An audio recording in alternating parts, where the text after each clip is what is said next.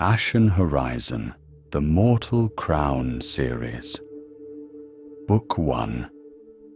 Anders Magnus Grey. Epigraph. My bones cleave to the dust. I am poured out like water. My days are ashes stretched upon the wind, and my heart is smitten and withered like grass. Yet you, O Lord, shall arise and have mercy. You shall look upon the broken stones and remember dust. You shall rebuild what fire has devoured, and the root shall live again from the ruin.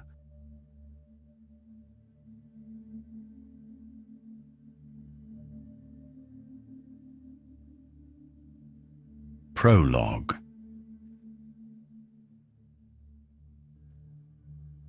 Tiny fingers pressed the needle through leather. The strap rested across her knees, worn smooth with years of hands. Damn the crown. Conscription, her father hollered, then lowered his voice. A crumpled letter was thrown upon the table.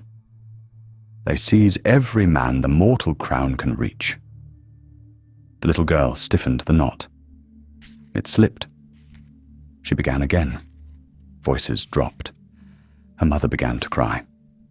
Look what has come to us. An imperial summons lay spread out flat.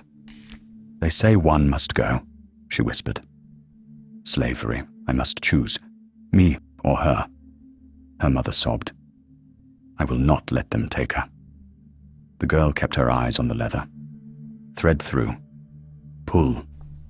Her father crossed to the corner where she worked. May I see? She laid the strap in his hands. He drew the knot. It slipped. He swore faintly. The strap returned to her fingers. He shook and began to cry. I have to go. The door slammed. Behind her the house moved. Drawers opened. Cloth folded. She turned. Her mother sat beside the chest. A coat was placed on the table. Tools were set in a row. Nothing returned to the chest. Time to sleep, her mother said. The girl lay still beneath the blanket. Her mother's hand rested in her hair. A braid was twisted. She drifted toward sleep. A hand lifted. The door opened. Cold air crossed the floor. Soft closed the door. The girl woke to a stillness that felt too clean. She resisted stirring in the moment, listening. No low murmur of kettle or scrape of her father's chair. Only the faint sounds of timber and current. The sheep outside bleated once, impatient, then quieted. She sat up. Cold had settled into the floorboards during the night. It climbed her legs when her feet touched down. The blanket slid from her shoulders, and the air found her skin at once. She drew a breath, and a bitter trace that made her think of the words last night. The ones she did not understand, but could not forget. She crossed the room. The place where her mother's cloak usually hung was bare. The table waited, set with care that felt like a warning. The chest closed. Every object in its place, strangely deliberate and final. 2 chairs stood tucked in, empty. She stared at the space where her parents should have been, willing them back. The room gave no answer. Her throat tightened. She swallowed, and the noise seemed too loud. Outside, a sheep cried. She forced her hands to move, pulled her dress down over her knees, found her boots, shoved her feet into them without thinking. The leather was stiff with cold. She laced them wrong, then stopped and did it again. The lace shook between her fingers. She opened the door. Wind struck her face and stole the warmth from her eyes. The yard lay pale and ordinary. Fence, trough. A thin line of smoke from a neighbor's chimney. The sheep pushed against the gate, wool damp. She stepped into the yard and closed the door behind her. The sound of it, wood touching wood, hit her like a stone. She fed them clumsy handfuls from the sack her mother had set by the wall. Her fingers disappeared into grain. The sheep surged forward, mouths working, bodies warm and heavy and real. One nudged her hip hard enough to make her stumble. She caught herself on the gate. The wood scraped her palm. Easy, she whispered, though she wasn't sure who she was speaking to. She worked the latch on the pen with shaking hands. Let them out into the small pasture. They spilled around her knees like water, hungry and trusting. She counted them twice. All there. Everyone but the ones who mattered. A sound carried across the yard. Distant. Not a voice. Something harder. Boots on a road, far enough away to pretend it wasn't for her, close enough to make her stomach turn. Her father's words returned. Not the meaning, only the intensity of them. Damn the crown. Conscription. Her mother's crying. Slavery. One must go. She did not know where they had gone. She only knew a force that entered houses without knocking, that made adults whisper and then stop. That turned mothers into silence and fathers into absence. The horizon. She had heard the word in sermons, in market talk, in the careful way neighbors lowered their eyes when officials passed. A word like a line you do not cross. Now it lived inside her house. She stood in the pasture, with grain dust clinging to her fingers, sheep brushing past her legs. A pulse of fear rose from her belly into her throat, almost alive. If they could take her father, they could come again. If they could make her mother cry like that, they could make anyone disappear. She looked back at the house. Quiet, orderly. Her chest hurt with a strange pressure, unfamiliar and hollowing. She wanted to run inside and hide under the blanket and pretend to sleep again. Pretend she was still a child with parents near, arguing about adult things. But the sheep had to be fed. The gate had to be latched. She wiped her hands on her dress and stared down the road, trying to see past the bend, trying to see who had taken them, trying to see the nature of her own life after this morning. She wiped a tear. Mama, She called. Nothing appeared. Father. Her voice thinner. Only the wind crossing the yard. Then only the mist of her own breathing. And the steady, helpless knowledge settling in. They left her, all the world they had. And the horizon had already begun to take it back.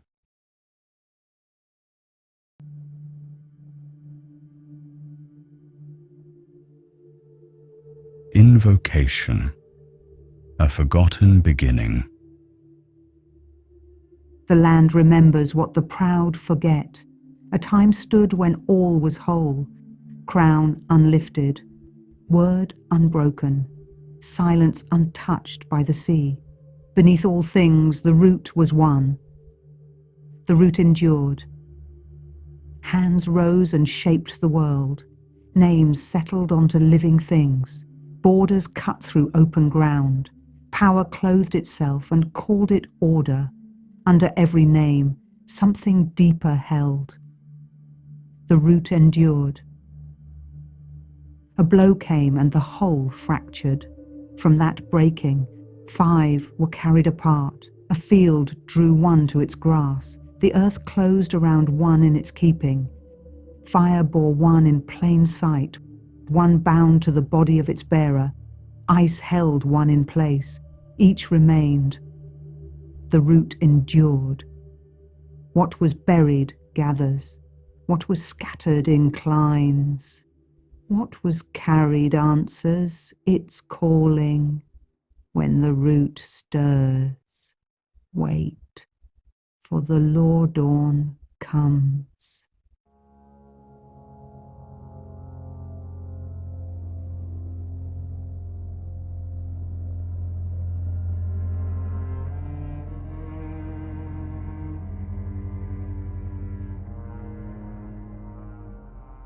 Chapter 1. The Burial. In my haze, my being shifts. It turns against the mortal crown. I had buried kings before, but never my wife. The voice beside me is tentative, almost afraid. Erica, are you all right? I offer a brittle smile. My right hand closes and opens at my side. The knuckle shifts beneath the skin, one thicker than the rest, swollen at the joint where an old blade had changed its shape. I crack the hand once, then let it hang. I am standing yet. I murmur, eyes low, feigning strength I do not feel. Damp wool clings to my sleeves and gravel shifts beneath my boots. A stone rolls under my heel. Each step presses into the earth, soon erased. The sound is subdued, nearly lost beneath the constant cadence of those walking ahead. I don't need to look to know how they move. Shoulders bowed beneath the weight of mourning. Heads dipped in reverence or resignation. For them, sorrow shared. For me, solitude in its withering form. Adelheide's casket is simple. She deserved better. Sorrow stumbles through its own smoke. Dust clings to my robe. Pale streaks. A quiet omen of what we become. Then a restless breeze stirs. It tugs at cloaks, loosens strands of hair, rattles the hems of our grief, but does nothing to stir the hollowness inside me. I follow, not by choice. My hands hang at my sides, cold stiffened. Today is about the slow, leaden press of finality. I am carried forward by something ancient and unseen. Duty, perhaps. Habit. The soft rhythm of feet against stone guides me forward, and though I know where this ends, I do not know what part of me will survive the arrival. Gravel yields to grass. The crunch beneath my boots fades. A lull settles over the trampled field. I step into a worn rut where wagon wheels once passed, curving gently toward the water. The aroma here changes, sharper, sweeter. It carries the scent of tilled earth, damp leaves, and distant kelp. The breeze roams freely across the meadow, unburdened by stone and grief. I breathe it in, hoping to quench my hollowness. Beyond the thinning edge of land, the water lies still. A great silver pane reflecting a sky with no expression. It stretches out, vast and unfeeling, indifferent to the weight I carry. The tide is low, pulling back to reveal a dark ribbon of glistening sand. I pause at the edge, eyes tracing the distant curve of shore where land and sea vanish into fog. How many times had she stood here, watching the tide breathe, listening to the sea murmur its secrets? I try to summon her, the way her head tilted when she listened, the quiet way she folded her hands as if cradling something invisible. But memory betrays. I see the edge of her smile, the wind in her hair, but each image vanishes the moment I reach for it. Smoke, swallowed by wind. The air shifts through grass. Voices echo. They approach. I hear them before I see them. The low drone of footsteps pressing softly into the field. Some slow and deliberate, others waver, unsteady under the burden. I fix my gaze on the horizon. I stay facing forward. Their presence gathers around me, drawing close as tidewater. A silent circle forms. A hand brushes my sleeve, gentle, uncertain. my daughter. Her face is pale and composed, but the tension in her jaw reveals the effort. Behind her, neighbors, kin, fragments of a broader past. Murmurs swirl at my elbows. I stand taller than all of them, a weathered tree bending in the wind. Around me, the mourners arrange themselves in the solemn disorder of loss. Some clasp hands, some fold arms, all brace. The direction shifts again, bringing with it the scent of horses, damp wood, and the soil that waits to receive its share. My hands curl inward. I thought myself prepared for this ritual, this vain attempt to name the ache. But grief does not follow liturgy. It slips into hidden places and wounds us without warning. Throats clear. Parchment rustles. The repose thickens. They are waiting. I do not turn. I focus on that thin line where the sea meets the sky and let the words begin behind me. The voice rises, controlled, warm with age but firm, lifting above the hush. We are but dust and ashes, no more meaningful than a potato, until the great and terrible day when hope rises again. A subtle ripple stirs the crowd. A few heads nod. Some shift, uncertain. I remain silent. The words, familiar. How many times have I spoken them? How many graves? Before faces collapsed by grief, how many times have I believed them? A potato? Is that what we are? Interred beneath the earth, awaiting resurrection when the world deems it time. The wind rises, lifting the edge of my mourning robe, snatching the words away before they can sink too deeply into the marrow of those gathered. I glance sideways. My daughter stares ahead, unmoving, her fingers clenched. A few children fidget, confused, restless under the burden of stillness. Tears fill my eyes. I blink, only for a wing beat, a sigh. If I linger too long in darkness, I may not open them again. So instead I raise them, past the mourners, beyond the grave, toward the endless grey of the sky.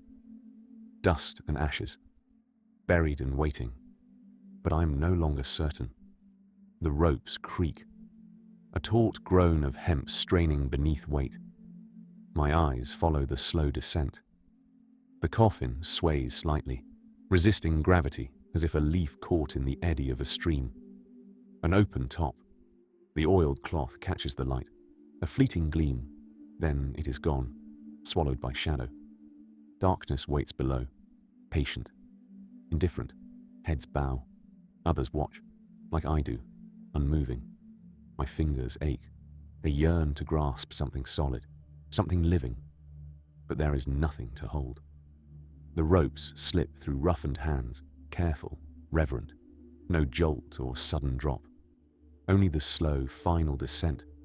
With every inch, something in me sinks too. A breath catches. Sharp, unwelcome. The box disappears. The creak of rope drawing upward is the only sign that the end has come. I tell myself to look away. I don't. I can't. A gust blows across the hill, sending a shiver through the mourners. Far off, the sea warbles against the shore, endless and unbothered. I remain rooted, staring into the raw wound carved in the earth. A hollow too final, too bare. A moment of stillness. Then the sound of flint. A spark. Not loud, but final. They do not lift her again. There is no hymn. Only the snap of kindling, the slow bloom of heat against the belly of the earth. They lay the body in the hollow, no longer as my wife, nor as my daughter's mother, but as offering. A flame flickers in the base of the grave, catching on the oiled shroud. Heat blooms against my face. The air smells of her, and I am ashamed to breathe. I watch as the fire begins to consume her. Slow, respectful, as it understands the cost. An unholy stench. The rich, heavy, rising scent of burning cloth, hair, sinew, and beneath it, a knowing, sharper, a sweetness that is poisoned, love that burned as it cleansed. The mourners do not wail. They do not turn away. They stand with hands clasped, lips moving in quiet repetition. Life to ash. We end in dust. Once. Then again, a chorus that builds not in volume, but in grief. Life to ash. We end in dust. I whisper it too, because I must, because to remain silent would be to forget. The fire climbs. Heat stings my cheeks. I do not blink. She burns slowly, reluctant. The flesh yields. The form gives way. Even dust lay still. Then stillness. The flame begins to sink, not die, and a man steps forward. A quiet figure, robed in brown, face lined like a riverbed. He lowers a small urn, suspended by a rope, into the hollow. The ashes rise with the heat, swirl gently. He sways the urn back and forth, as though gathering rain. It takes time, too long. But when he lifts it, the motion is reverent. He does not shake it. He simply raises, then turns, wordless, and places the vessel in my hands. Warm, all that is left. And I know that is not enough.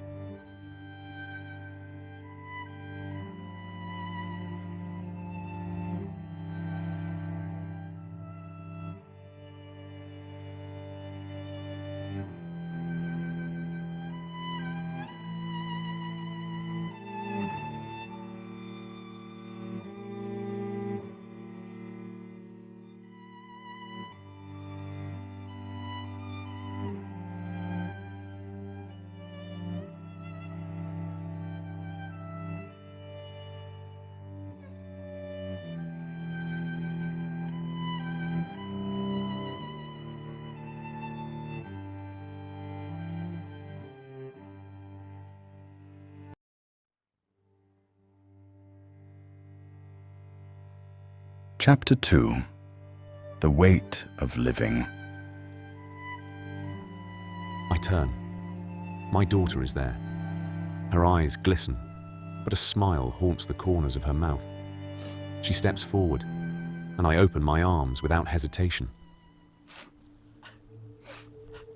She folds into me.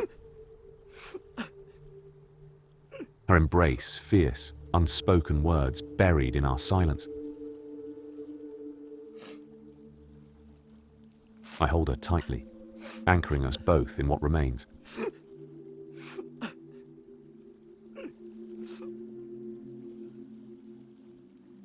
For a moment, I almost forget.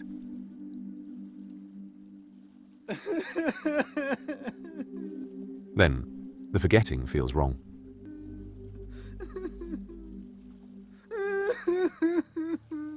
In our embrace, we are father and daughter, two souls, entwined by grief, by years, by a love that outlasts even death. Then a tug at my robe, small hands. I look down. 4 pairs of eyes gaze up at me, wide, questioning, familiar. My grandchildren. Without hesitation, I kneel, arms opening. They press into me from all sides, warm and solid and alive. Ivar, my grandson, leans back, squinting with his mother's keen scrutiny. "You are all dirty, Bopa." I glance down. My hands are caked in earth. My robe is streaked with grime. So I am. Just like Grandma, my granddaughter Celia says brightly, when she worked in the garden. A chuckle escapes me, unbidden and true. Yes, just like her. We sit in the grass together. Brynja, the eldest, leans her forehead into my shoulder. Her thick, dark hair smells of rain. Celia tucks herself under my arm, her blonde head nestled at my chest. Sela trails in last, long red hair tangling across my knees. Ivar climbs into my lap without invitation, as he's done 100 times. I ruffle his curls.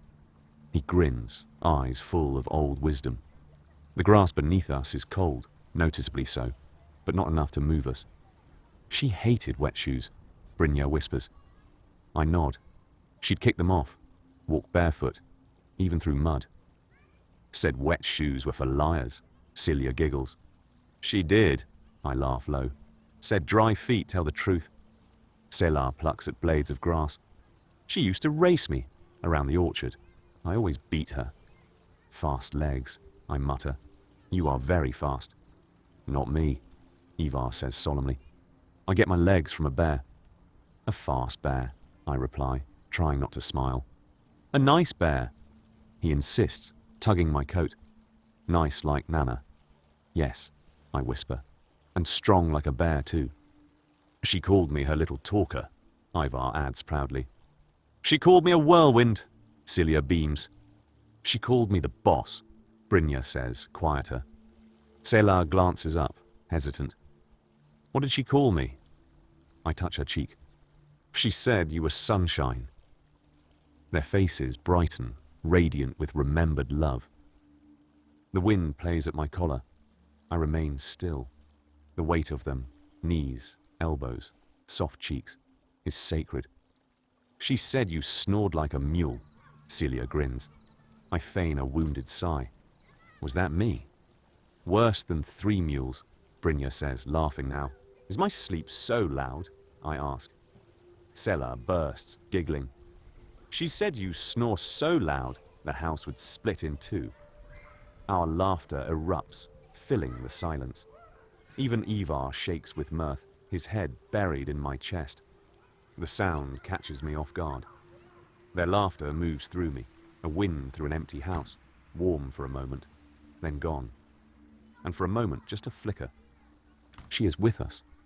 Her voice, her laughter, that nasal little snort that knew us all, that knew me. She loved you, Brynja says softly. I know, I whisper. Father, comes a voice, gentle, firm. The hour has come. I nod. The children climb to their feet. I linger a moment, hand resting against the grass, feeling it alive beneath my touch. Then, slowly, I rise too. I notice the tears on my cheeks only as I wipe them away. Ahead, the meadow opens wide, rolling green under the pale afternoon sun. We walk the soft path away from the grave, away from the stone markers. The weight lifts here. Wildflowers stir along the path. The voices around me are no longer hushed. They lift in quiet conversation, threaded with laughter. Tentative at first, then freer, remembering that joy and sorrow are not rivals but siblings. Ahead, the great stone hall rises from the land as though a relic, weathered and wise, a witness to the generations of sorrow and celebration. Today it welcomes us to remember, to eat, to continue. My daughter Aelia takes my arm. She loops hers through mine as we walk. She would have liked this, she says softly. I nod, watching the sun catch on the golden heads of flowers. Yes, I murmur. The scent meets me at the door. Roasted meat, fresh bread, a trace of spiced vegetables. Beneath it all, the subtle musk of warm stone and fire-warmed walls. The great hall holds heat and purred voices. Words rise and fall in waves, no longer burdened by solemnity, but softened into a presence more familiar. Plates pass, cups clink, knives and forks scrape gently against wood and clay. The music of the living. I move among them, exchanging nods, accepting a hand briefly pressed to my shoulder. She knew these people for years. They are kin and neighbors, fellow workers at the harvest, singers at births, friends at celebrations. Their presence now is balm, their laughter the echo of hers. I take a place at the long table and lower myself onto a bench. Something in me withdraws. I glance about the room, searching unconsciously for familiar faces, the old pattern of habit. But what I find more clearly than presence is absence. My mother, Lady Heli Anai, is not here, nor are the men with whom I sat through decades of law, of philosophy, of imperial strategy. Gone are the ones who shared the high tables of influence and power, who debated ideals under polished chandeliers and left grief for the common folk to carry. And this is the beginning of my epiphany. I should not have expected them. I remind myself of that. The life I shared with her was separate, deliberately held apart from the systems of rule. I thought I could live in both realms without either consuming me. But now she is gone, and I am stranded between them. The boundary breaks. I stand in the rift, unsure where I belong. A hand touches my arm, Ilia. She leans close, fingers warm against my sleeve. She does not speak, only a look, small and full of knowing, before turning back to the conversation beside her. She understands. Around me, the world spins on. The hearth crackles. The scent of onions and rosemary lingers. Voices braid together as smoke. But I sit hollow in the center of it all. The heat of the room does not touch me. I do not eat. The bread is warm. The stew is rich, fragrant with herbs she once grew in terracotta pots outside our door. But my hands remain idle. My hunger is gone. I push the bowl aside. I stay because it is expected, because grief must sometimes wear the mask of duty. My gaze drifts, not to the people, but to the spaces between them. The flicker of candlelight catching on eyes.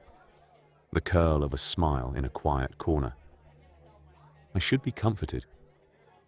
Instead, my mind turns backward, slipping through the present into what once was. She was warmth in winter, laughter in quiet rooms.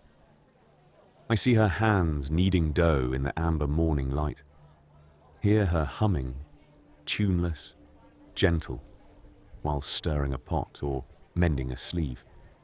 She would look up from her task and smile at me, only me, as though the cosmos was hers to share, and I the chosen recipient. The room continues. Conversations swell and recede. Dishes clatter. Bread is broken. I fold my hands in my lap, will myself to return. But the thought lingers. She is gone, and I remain. The hall feels too warm, too full. The laughter of others becomes a weight against my ribs. Quietly, I slip away. Outside, the air slices clean. The sky is overcast, pale clouds drifting, thoughtless ships across the horizon.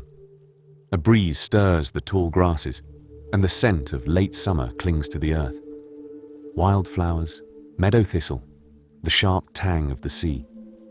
I breathe in the brine-heavy wind. It steadies me. Here, at the edge of all things, I feel distant from empire, from the rituals of power and ceremony.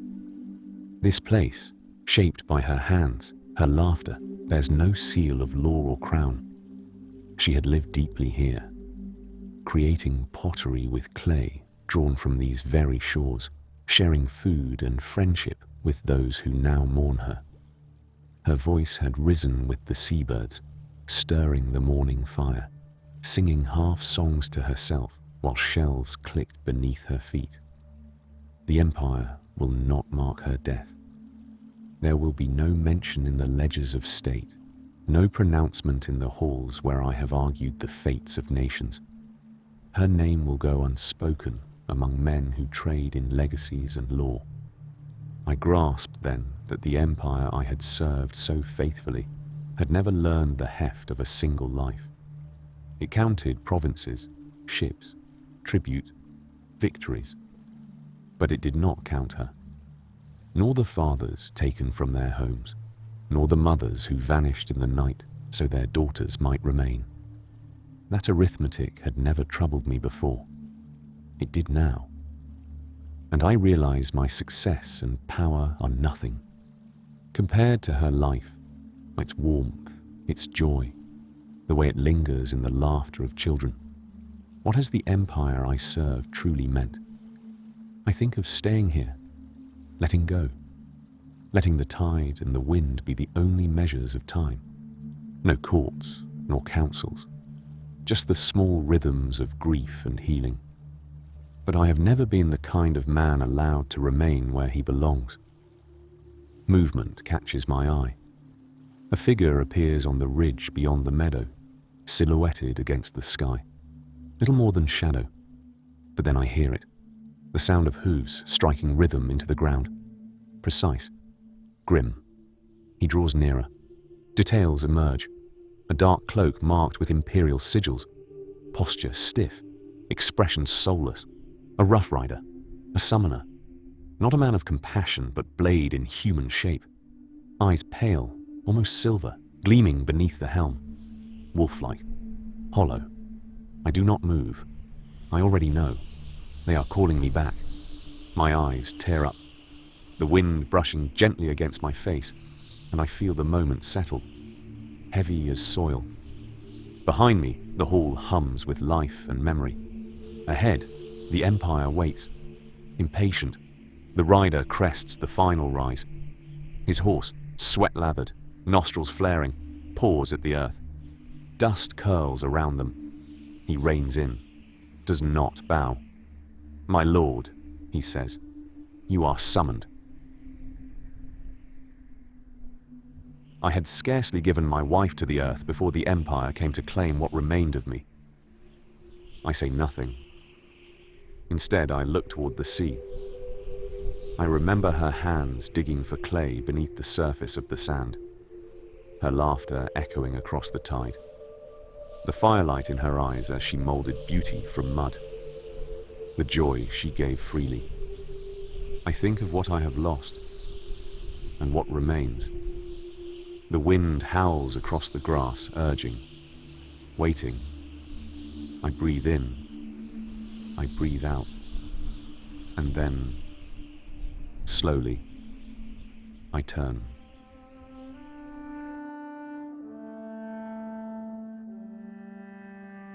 The foretelling of Irica carved by unseen hands 5 centuries before this story. When the stone was broken again, and the widow's name was given back to the sea, the lost were drawn, unbidden, into the circle never closed. A voice rose out of flame, not spoken, yet heard, and what had been scattered inclined toward it. They came after one who did not call, and were gathered without summoning. He had walked in service to the principalities before he walked beneath the ash. 5 were taken into the same reckoning, 1 to fire, 1 to fracture, 1 to waning, 1 to refusal, 1 to the bond that does not loosen. And death, having kept its silence, gave answer. Then the 5 went on. Between their steps, a city entered its burning. Above them, 2 lights kept their guard. So was Irica not begun, but blinded. The goat was rendered to the flame. The lamb was made to utter. Through the cleansing, what had long been sealed stood yielding.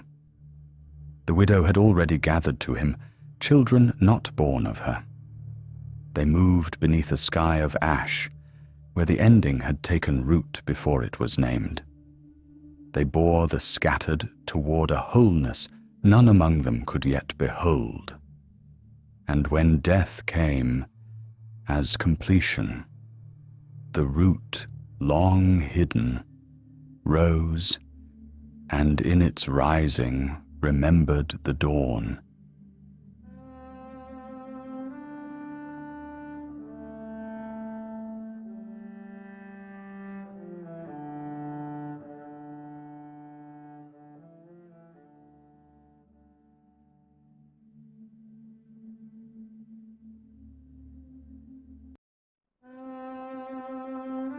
Chapter 3.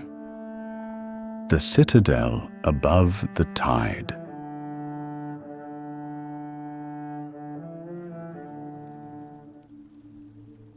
Cold seeped into everything. creeping like an old ghost settling by degrees into the bones of those who lingered. It coiled around Lady Helianai's skin as she traced her fingers along the balustrade, marble slick with the moist exhale of night. An unseen veil spun from sea mist. Beneath her palm, the stone whispered of centuries, polished, enduring, and impassive. The citadel of the horizon had withstood wars, weather, and dynasties. Here, in the unbroken quiet before dawn, even amidst the cold, a thread of warmth endured, persistent and floral. The imperial gardens were coaxed to bloom in every season, tended with reverence that bordered on sacred rite. Their fragrance invaded every corridor, clung to every robe, ghosted every breath taken within these ancient walls. Beneath it, a sharper note threaded through. The brine of rivalries, subtle and salt-soaked. Far below, the docklands were already stirring. The shouted bartering of spices and silk rose faintly through the mist, blurred and softened by distance. The citadel of the horizon stood far above, poised as a falcon on a crag. Alabaster walls catching the tentative bloom of morning light, glowing with a cold grandeur. A fortress of politics, built for edicts and executions alike. Here, treaties were signed, rebellions suppressed, alliances conjured or dismantled. Proud, patient, and ever calculating. Heli stood alone on the outer balcony of the Emperor's tower, motionless. Keeper of the imperial archives. Almost a queen by blood, but born a scholar. Decades older than she appeared, endowed by her proximity to the mortal crown. Her deep indigo gown bore gold-threaded symbols denoting rank and duty. She watched the city below, as one accustomed to high places, without awe or sentiment. One finger extended. She flicked a blossom from the railing, blackened, rotted. She sipped her mulled wine. The ceramic cup was refined, painted with the imperial crest of the Law Guild. Her grip, however, was not delicate. Behind her, a faint tap, shuffle. Tap broke the settled calm. A stooped attendant moved among the balcony lamps, trimming a wick that had grown wild in the night. His robe was a patchwork of candle wax and patience. The flame bent toward him, obedient. "There," he murmured to it. "Behave, and I shall try the same." The light steadied. He nodded once and went on, the rhythm of his cane trailing behind him. A hint of malt and pipe smoke lingered, earthly amid the perfume of flowers. Heli did not turn. Her gaze drifted to the harbour. Not to the bustling lanes or proud imperial galleys, but to a silhouette unmoored at the edge. A ship of unfamiliar build. Its hull was long and lean. Its sails appeared tattered, partially unfurled, but marked with strange green and gold symbols she did not recognize. The ship did not belong.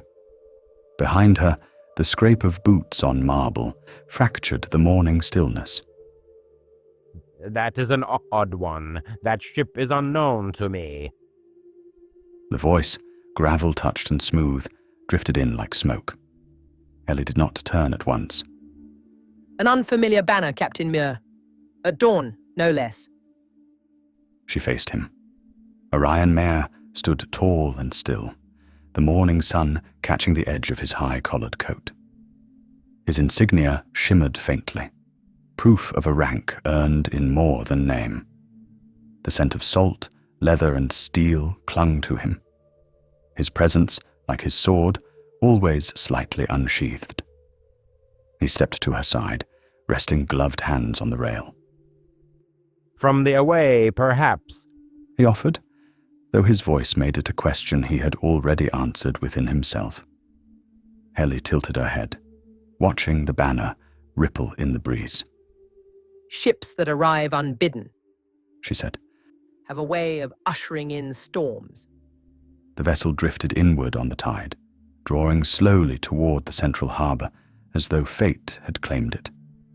Helle felt it in her spine, a cool, hollow certainty. The moment thickened. The perfume of the imperial gardens faded, overtaken by brine and something older. Summon the council. She urged, voice low but absolute. The Lord of the Horizon must be informed. Maya didn't move. His jaw clenched. Fingers twitched once at his sides. He did not speak for several heartbeats. His eyes scanned her face, not questioning her authority, but searching for some thread of explanation, some reason more rational than the thrum beneath her words. Then he grumbled, more to himself than to her. It's a nursery rhyme. Helle's expression stiffened. Maya's lips curled, bitter. A children's tale, a damned rhyme meant to frighten us in our beds, not rattle our waking hours. He leaned close, his voice tightening. At dawn there came a shadowed ship, unfamiliar on its way, with sails all torn and whispers dim. It sailed from the away. His voice dropped low. You would summon the Lord of the Horizon for a rhyme. Helle said nothing. A current stirred her hair. She remained still, her face slanting, but her presence unshaken. Captain Mir pulled back, standing straight once more. He spoke again, almost mockingly, voice tinged with that same bitterness laced in the rhyme. A strange flag upon its mast did fly, no bell to greet the day, just mist that danced and gulls that cried, as if they'd lost their way. He turned from her then, facing the ship. His voice softened, darkened. The ship was still, its crew all gone, no footsteps on the floor, but someone said they saw Death's smile slip softly to the shore. He dropped, suddenly, purposely, sinking to the cold marble at her feet. He curled his legs, arms wrapped around his knees, a mock child in mourning. His final lines came low and even, more spell than song. And so we say when shadows fall and winds begin to play, there comes a ship, unfamiliar, to take our tears away. The words hovered, soft and solemn. Helle looked down at him, face composed, a tinge of anger. A long moment passed. And send a rough rider for my son. Helle added, shifting her gaze back to the ship. We will need him. Captain Mir stood, rising, drawn out and rigid. His eyes held to her, and this time the jest had left them. Summon the council? He repeated, voice clipped, deliberate. You would have the Lord of the Horizon informed of a ship? He let the word hang, too thin and plain, like a blade he no longer trusted to cut. Time stretched between them, taut and waiting. He exhaled sharply, mist blooming in the chill, and gave a curt nod. With a pivot of his heel, he turned, boots echoing across the marble as he strode toward the arched exit. As he went, his frustration found voice, grumbled just loud enough to be heard. I am a captain, not a courier for bureaucrats. The tone wasn't sharp. It was tired. The weariness of a man long accustomed to commanding ships, not delivering riddles. Helle didn't reply. She watched his back disappear into shadow, the sound of his footsteps swallowed by the quiet vastness of the tower. The sea answered instead. Its whisper curled around her ankles, cold and insistent. She looked down into the dark waters below the tower. It is also a prophecy, she said softly.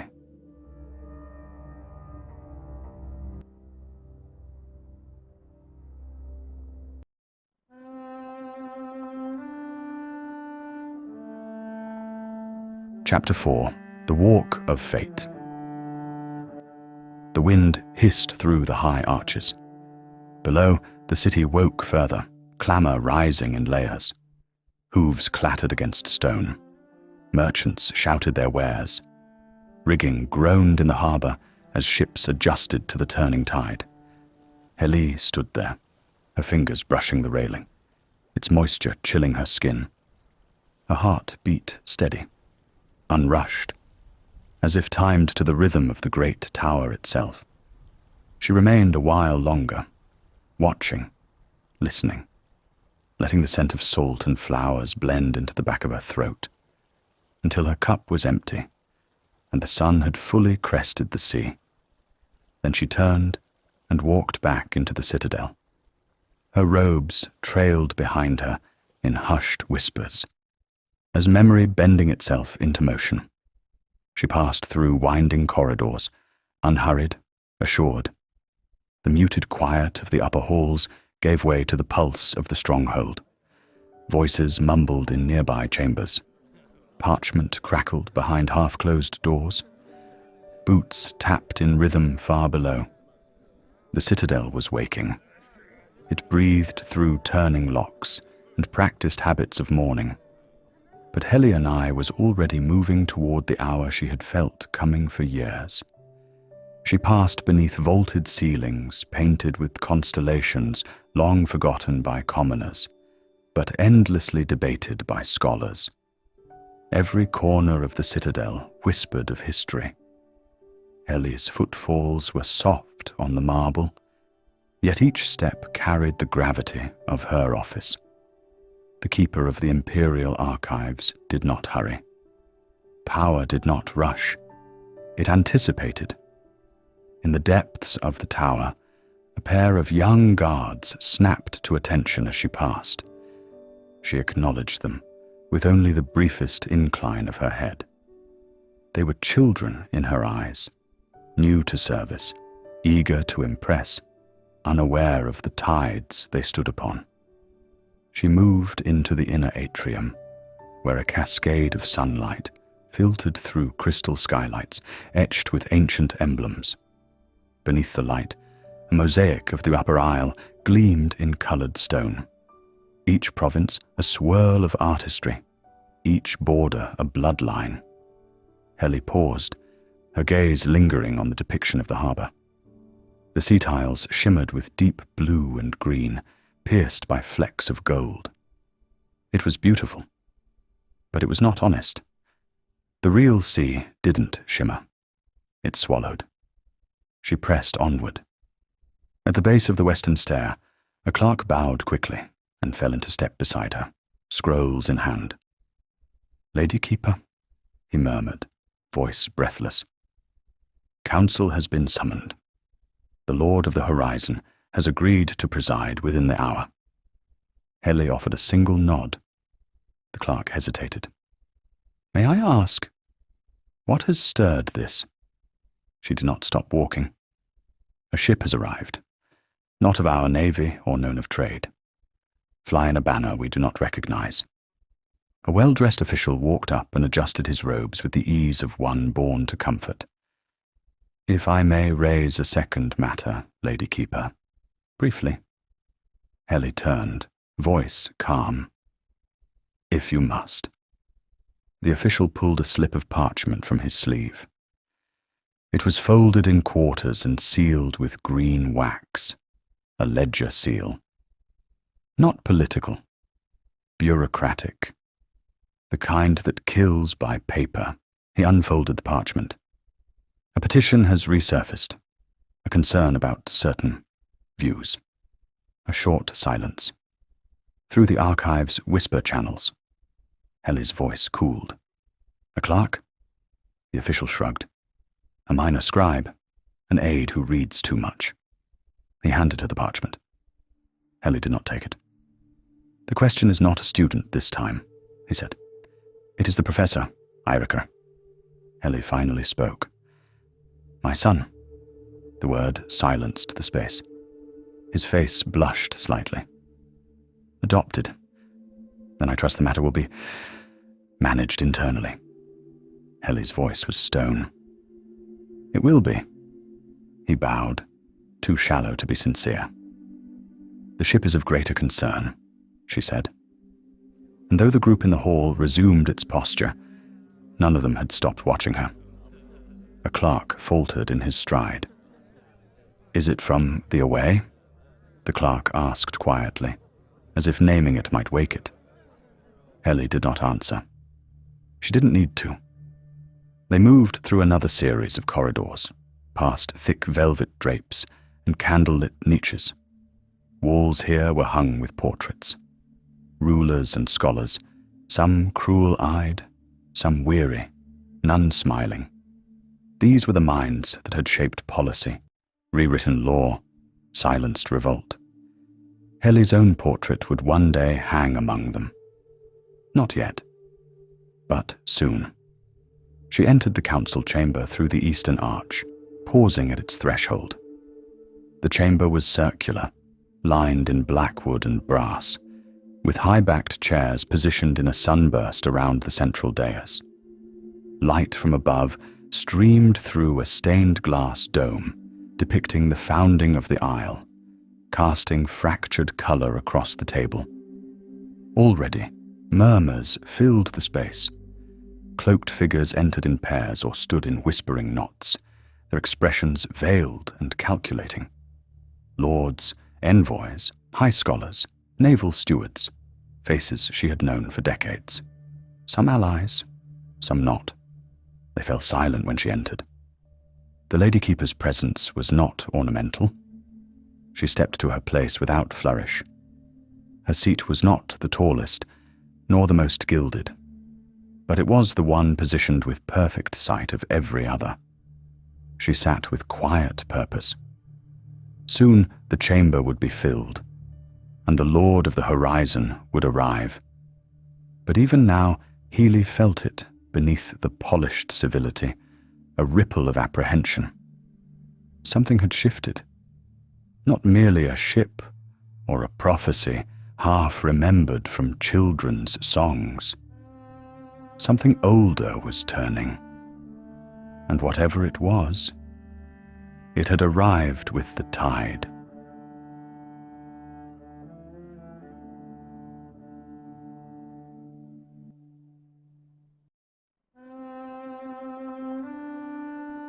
Chapter 5. The Emperor's Nightmare.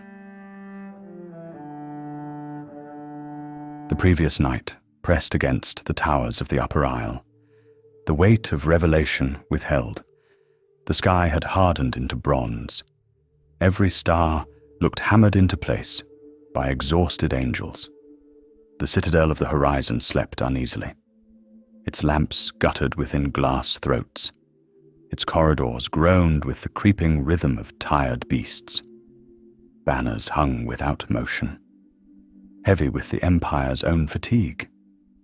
High above the rest of creation, within the Imperial Tower, the Emperor sat, wakeful.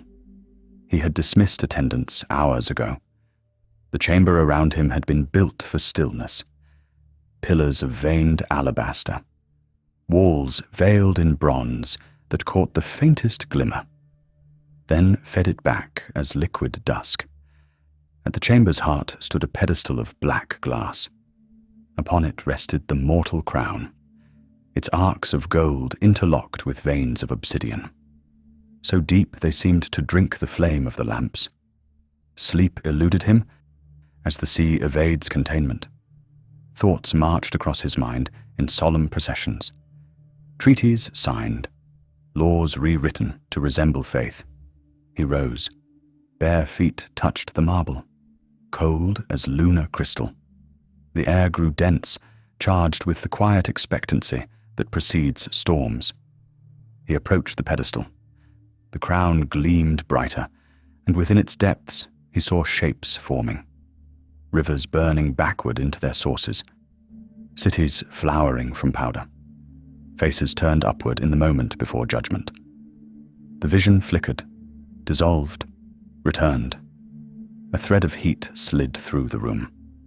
The Emperor felt it coil along his spine, gentle yet absolute, as if invisible fingers traced the architecture of his bones.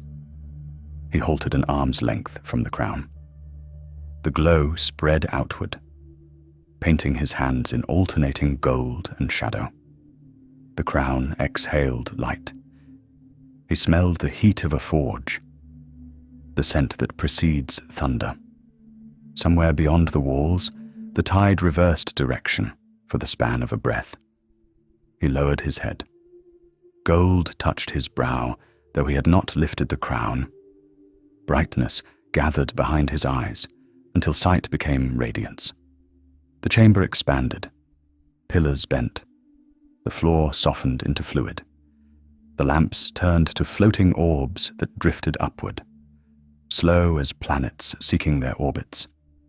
His last awareness of being awake was of the crown suspended above him.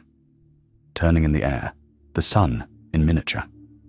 Its brilliance filled the room until the marble gleamed as a field of dawn. Heat passed through him, and the sense of weight fell away. A sound began, a tone deeper than music, as if the world's foundation had begun to sing. The Emperor's body leaned forward. The light drew him inward. He exhaled once. A wind over a black sea. The tower dissolved. The isle fell away. Only radiance remained. He entered the dream. He rose to a surface that was not sea, but silence made visible. It stretched to the edges of creation, black and luminous, a skin of shadow over fathomless brilliance. Each step he took spread rings of gold. They fled from him as though unwilling to carry his weight. Then came the voices, high, delicate, older than the wind. Children, their tones clear as glass struck by fingernail. The first verse reached him across the still expanse, a memory unbound from time. At dawn there came a shadowed ship, unfamiliar on its way, with sails all torn and whispers dim. It sailed from the away.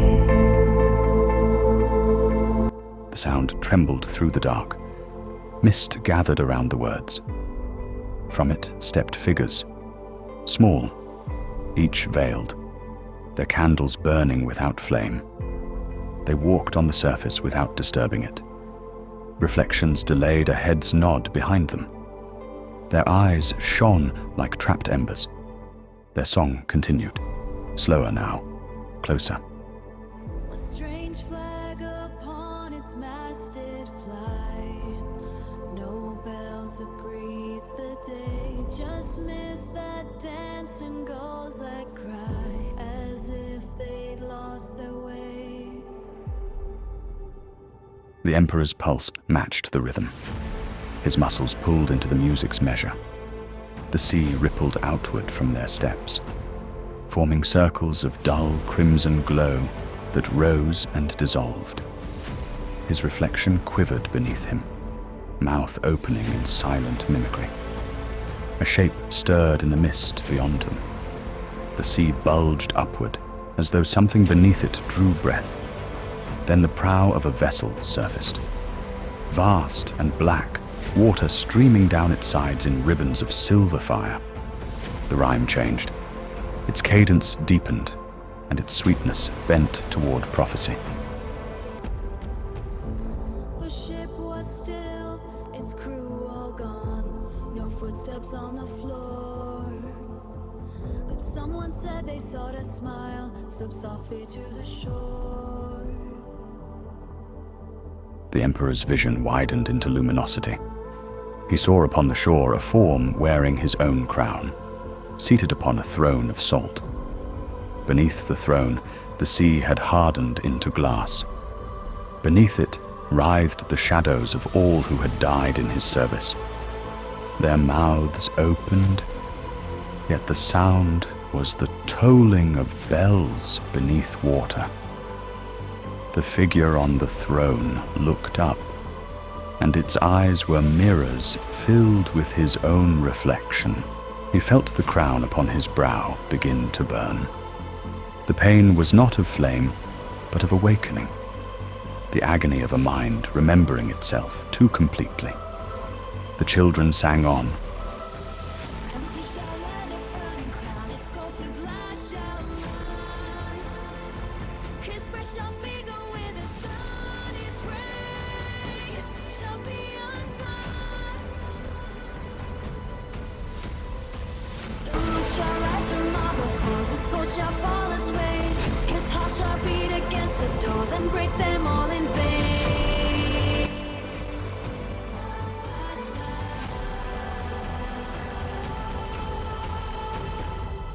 The sea answered the rhyme. The figure on the ship raised its hand.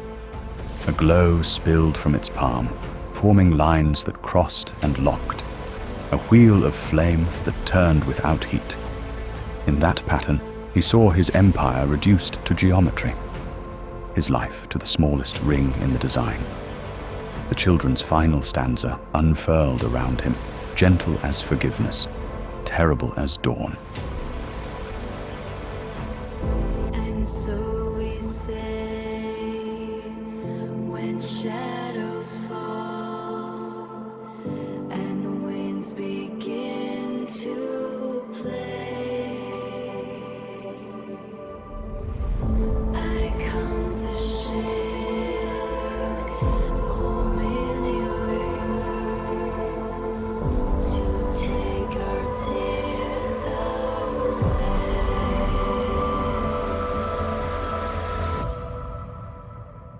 The corridor shattered. The sea, the ship, the glow, all doubled inward until they became a single point beating behind his eyes. He inhaled flame, exhaled emptiness.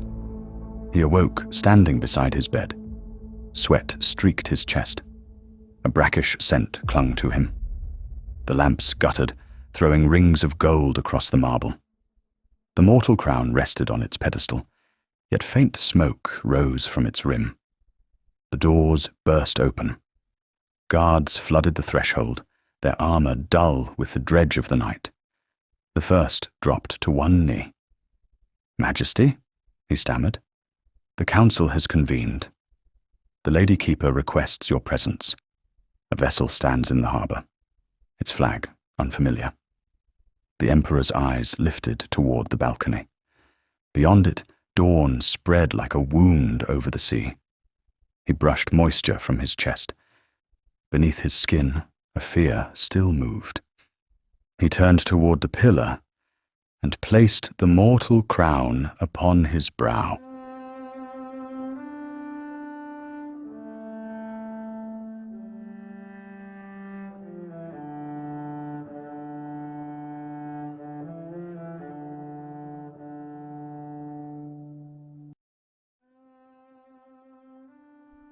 Chapter 7. Stillness was never safe. At the far end of the council hall, the ceremonial doors began to open, wide and slow. Light poured in, flooding the chamber with a momentary brilliance.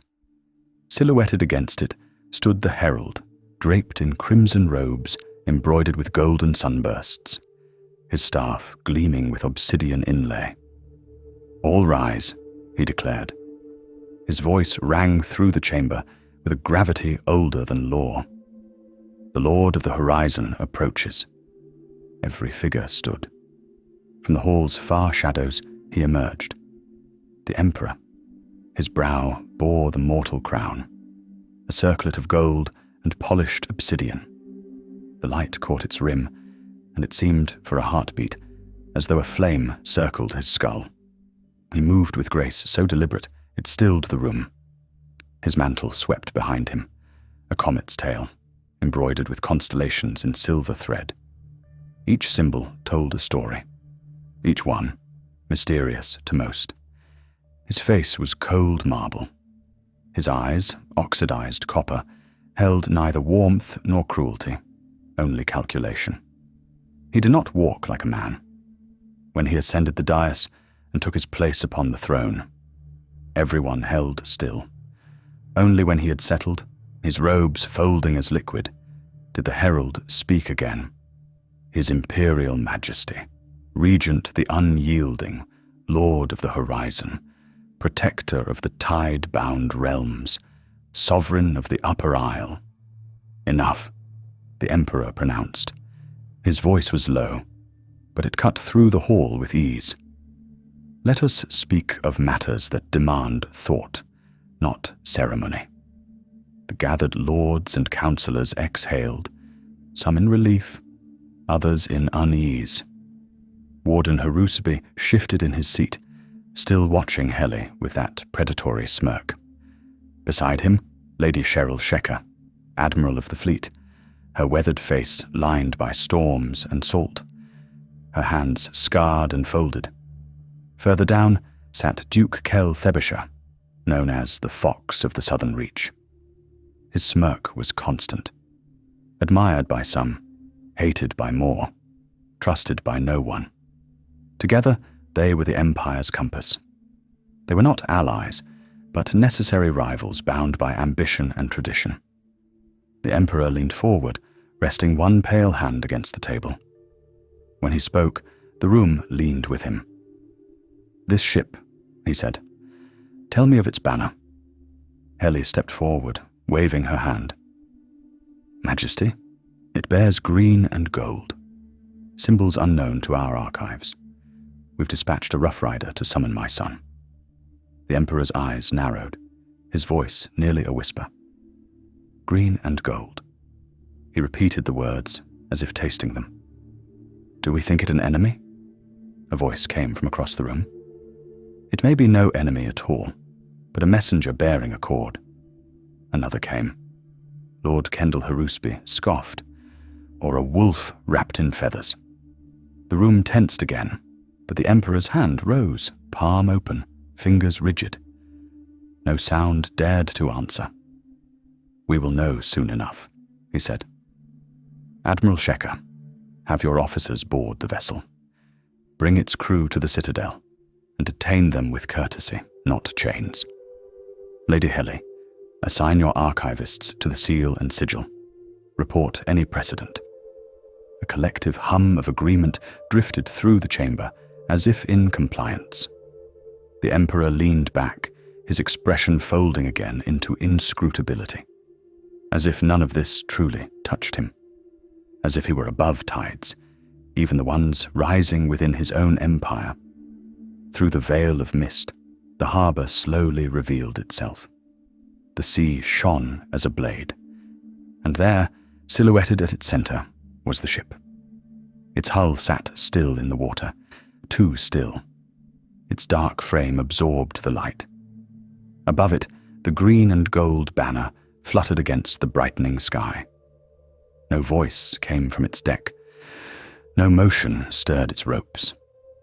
Only a hesitant current touched it, and even that seemed tentative, respectful.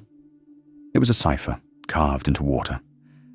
And as the morning deepened, and the mist gave way to sunlight, the ship remained, unmoving, unblinking, casting its long shadow not only upon the harbour, but into the minds of those gathered to rule. The Empire had felt calm before, but now it knew stillness, and that was never safe, for they knew that in stillness fragments stirred, whispers of something older, something darker, something that few would name: the law burn.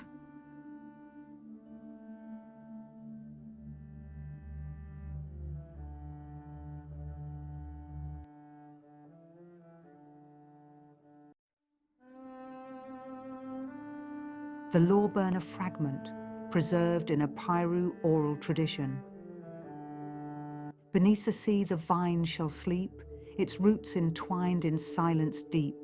The crown shall crack where none can see, and fall from thrones that used to be. One walks the dust with hollow name. A girl bears the fire but feels no flame. A man holds the cleansing, unaware.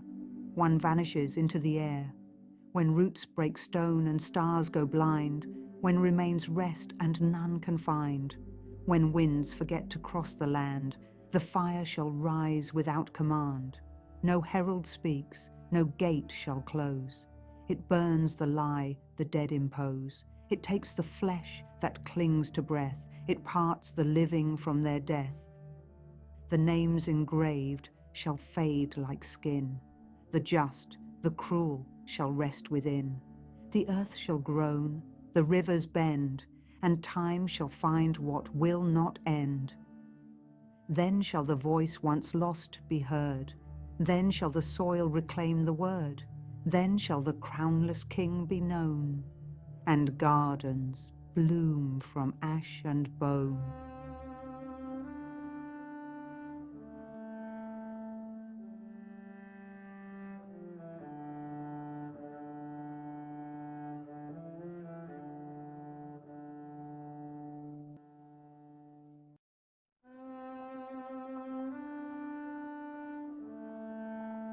Chapter 8. Shadowed Ship.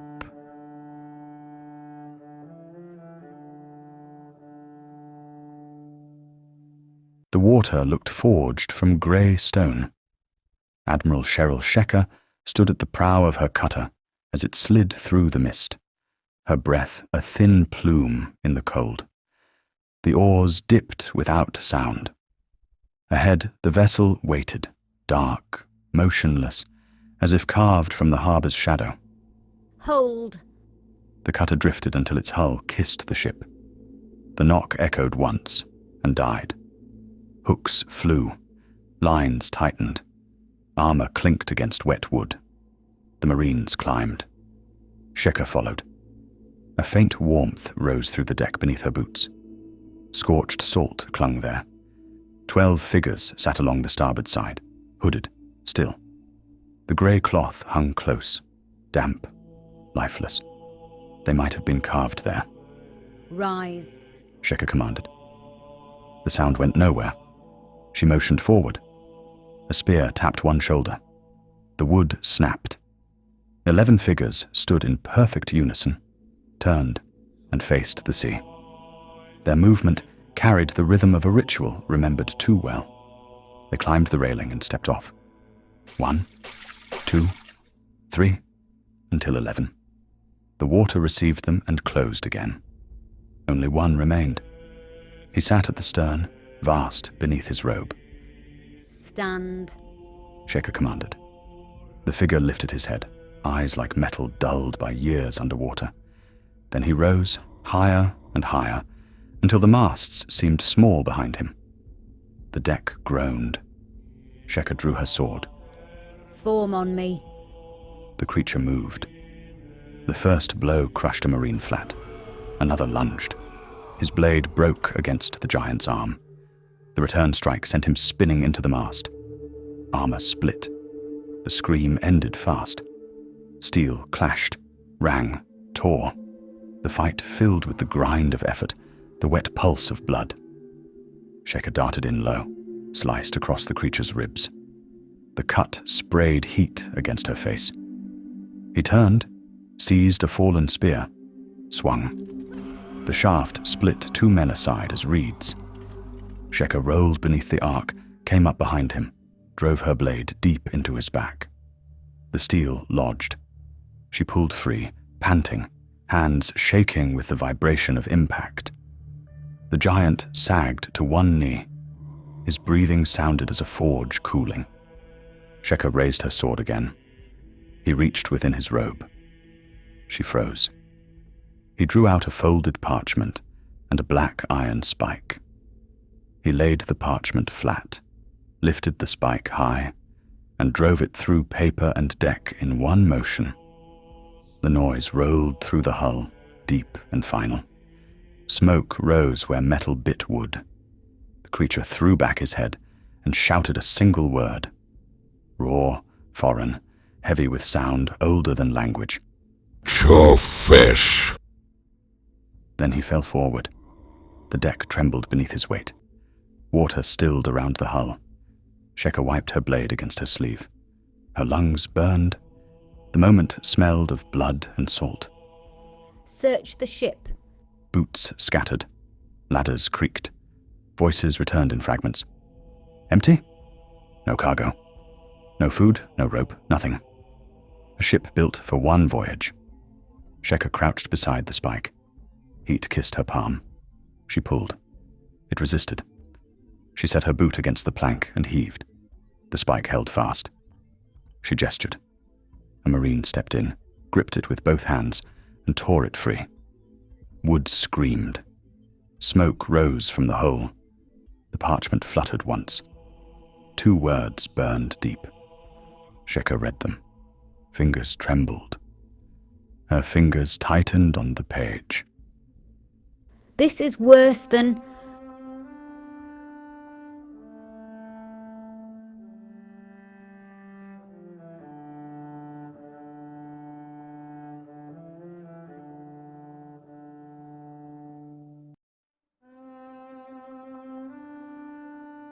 Chapter 10. A Seam of Empire.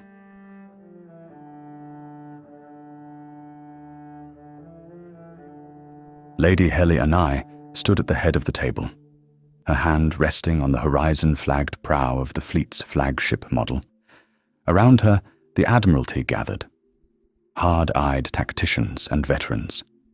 At her right, Admiral Cheryl Sheka stood with arms crossed, her face weathered by wind and war, her presence still as steel. "There are no anomalies at sea," Sheka began, her voice clipped. "No trade routes disrupted. Foreign banners have not been sighted. The fleet holds its domination.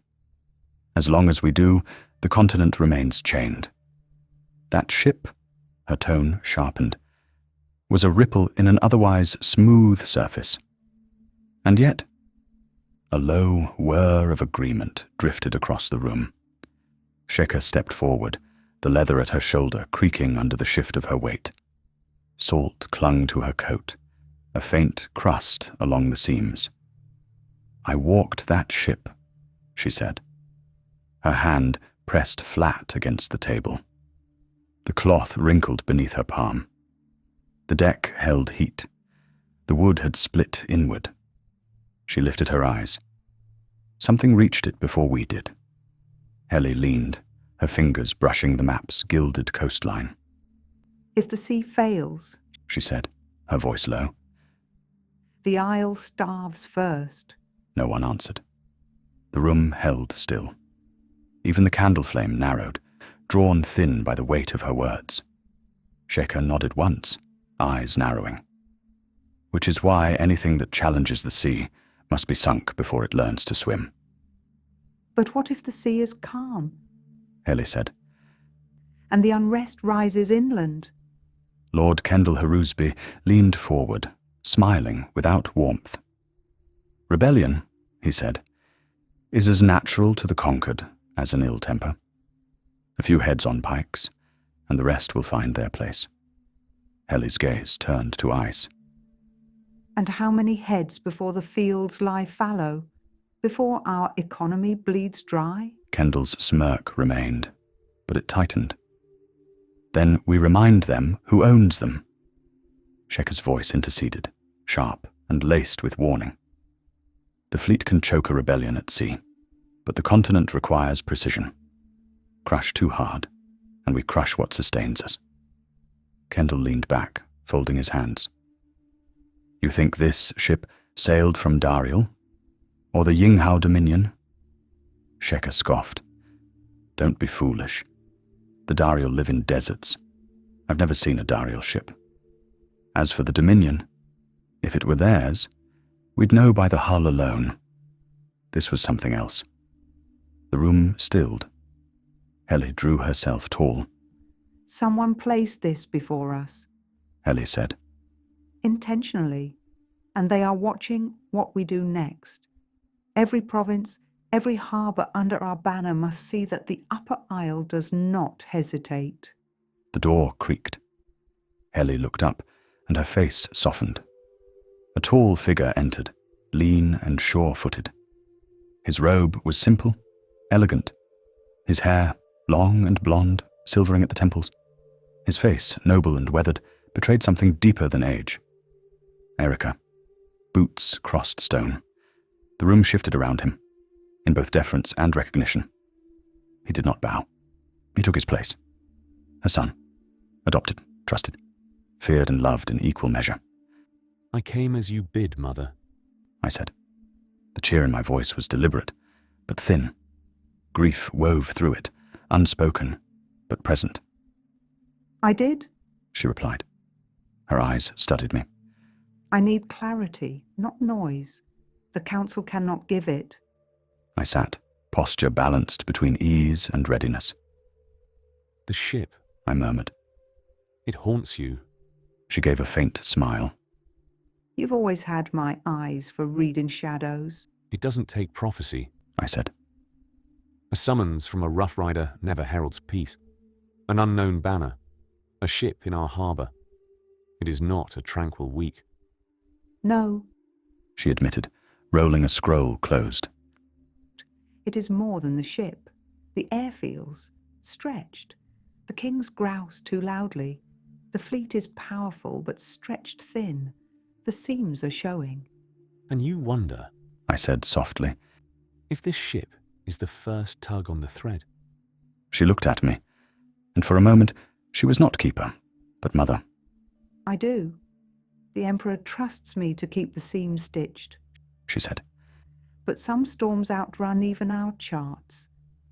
Her gaze faltered, if only for a moment. I regret not being there, Erica, when she passed. I paused. I leaned forward, voice quiet. You are not alone, Mother. You never were. My pain is not yours to bear. She placed a hand over mine, her touch warm, grounding. You've always been my compass, She said. but your path is not mine. You walk with thoughts. You teach the soul. That is no lesser calling. And yet, the divine often walk through men, not beside them. Perhaps our paths are not as separate as they seem. She held my gaze. Perhaps not. A long pause passed. Then she asked, almost reluctantly.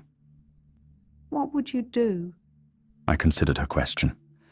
My eyes drifted toward the hearth, where shadows twisted, as thoughts not yet spoken. We are reacting too quickly. We do not yet know who placed this before us. She nodded. Then let us look together. Somewhere below, a bell began to ring. For warning.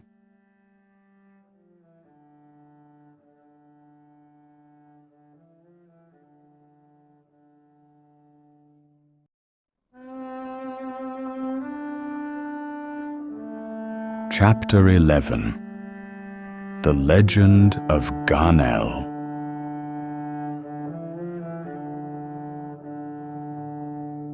She rose and led me back to the war table, where Admiral Shaker and Lord Kendall lingered with cups of ale and sheaves of parchment. As she unfurled a cloth and weighted its corners with candles, I saw the retrieved banner, crude lines in green and gold, sharp teeth, twisted shapes. Kendall leaned closer, squinting at the cloth. His ring tapped the edge of the table once, then again. A madman's scrawl, Kendall muttered. Meandering lines, serrated teeth. The firelight shifted, and I leaned in, gaze narrowing. No, I said quietly. Not madness. Look again. The green spirals as seaweed. And the yellow teeth. They form a crown, a broken one. A murmur stirred. Shekhar frowned. I straightened, shielding my eyes from the fire's glare. Buried fragments, I said. Someone brought them back. Heli leaned forward, intrigued. I paused, trying to find the words. Melek Zedek, I said. The name settled into the room. Have you heard of the Ganel? I said. Forbidden. God's plant. Anathema, Sheikah added. Perhaps, but it was said that at the center of his kingdom grew the Ganel. It grew where salt meets depth, where light fails, came a voice across the room. I nodded. After the formless was bound, the Ganel and Zedek's crown were taken, I said. Not by war, by hunger. I traced the broken crown with my finger. Yellow teeth rose around the curve in a pattern that almost closed, then failed by a narrow break that pulled the eye inward and kept it there. I traced the edge again, slower this time. and the shape refused to settle into a single reading. Fragment pressed toward wholeness. Wholeness strained against fracture. My hand withdrew. The cloth lay flat and still, yet the severed shape remained behind my eyes, held there with a force that asked for neither permission nor belief. Whoever held it believed it could be carried. I looked up. It could not. The cloth shifted slightly under my hand. I pulled back. A quiet had fallen. Even Kendall listened now, arms folded but still. The servant that stole the crown and Ganel ran until he reached the edge of the world, where sea meets silence. Exhausted, he collapsed. When morning came, Melchizedek stood over him, crownless, silent. Zedek broke the crown and said, "You have taken what was meant to heal. You wish to rule what you were born to serve." I searched for memory. I am unsure what else. Something about not being with the Ganel. He took it and walked into the sea, leaving fragments of the crown. I looked up. The scribe in the corner added, "Legend says parts were scattered, reformed." Sheka leaned in.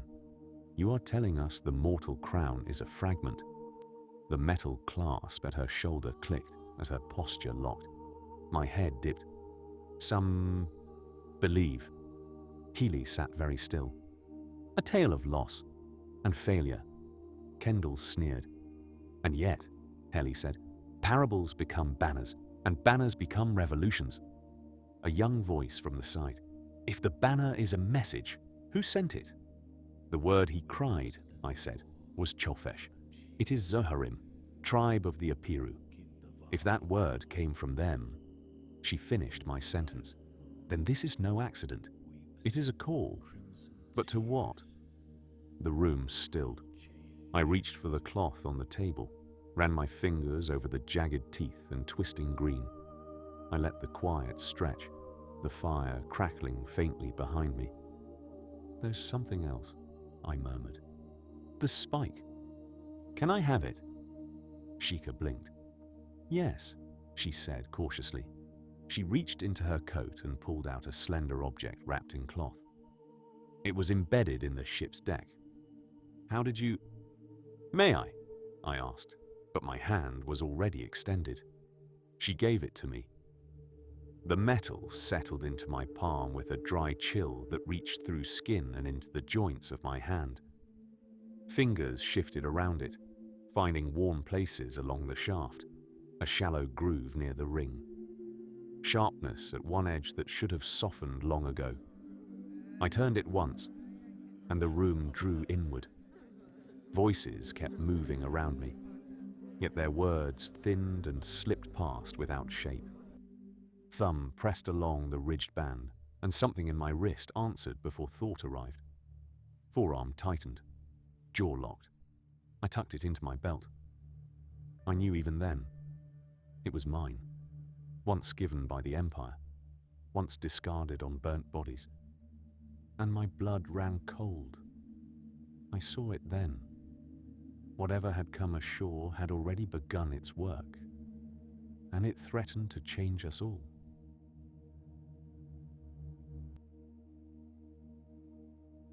Legend of the Ganel, recovered from the Zoharim scrolls of the Apiru, translated and reconstructed by the Law Guild. Opening lines lost to fire, and Melchizedek beheld the servant who had stolen the crown. The air trembled with ash. The sea burned as a mirror of judgment. The servant wept for his soul.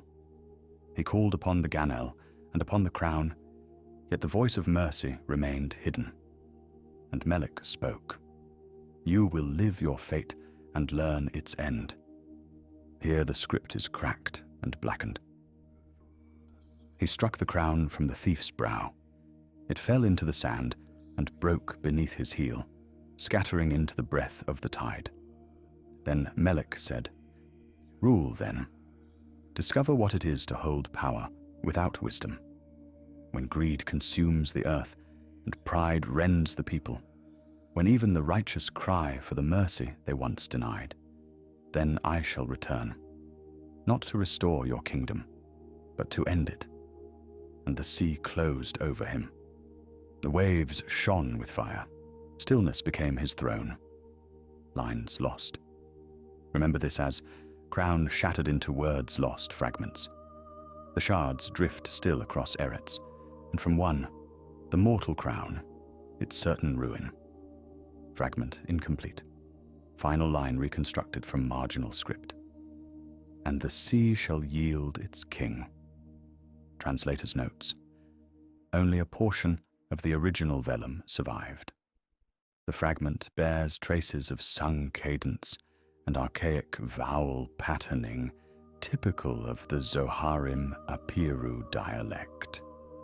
Later traditions attempt to align passages with accounts of multiple sacred objects, though the number and nature of these remain disputed.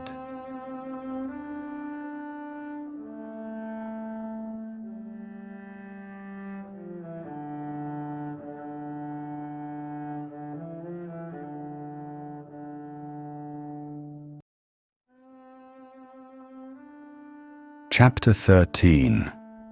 Strength without justice.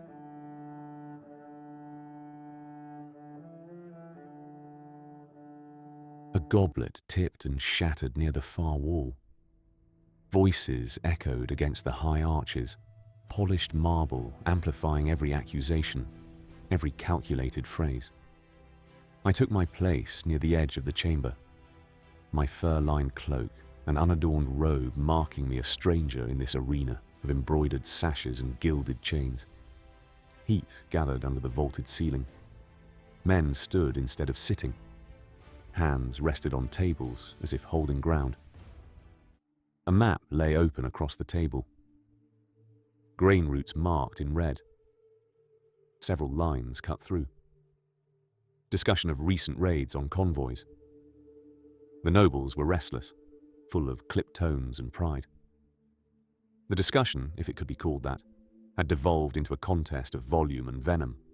Proposals escalated swiftly. Retribution, sanction, suppression. A chair scraped behind me. Someone said, "Send troops." Another answered, "Send more." I listened, and then I rose. My voice, even and clear, parted the noise. "You are fighting the wrong enemy," I began. "They starve," I said. "They work until their hands split. They bury their dead without record." I looked across the chamber. "And you call it stability and profit." A silence fell, brief and brittle. Someone laughed once. It stopped too quickly. Then came the predictable response. I pressed my thumb into the thickened knuckle until the ache sharpened. My hand gave a dull series of cracks, then caught at the ruined joint, the way it always did when anger came first and language followed after. Lord Kendall Harusby tapped jeweled fingers against the carved wood, his contempt dressed in elegance. "Dignity," he said, drawing the word out like a joke. "You give dignity to savages, to those who spit on the mortal crown?" Kendall leaned forward. "You would raise them," he said, "to our level." His ring struck the table once, hard, his eyes cold. "The Apiru are laborers, cogs in our machine. Tools do not rebel unless wielded poorly. I say a stronger grip, not softer words." He spat. I met his gaze. "A stronger grip may hold tighter, but it crushes faster. A field cannot feed you if you break it," I said.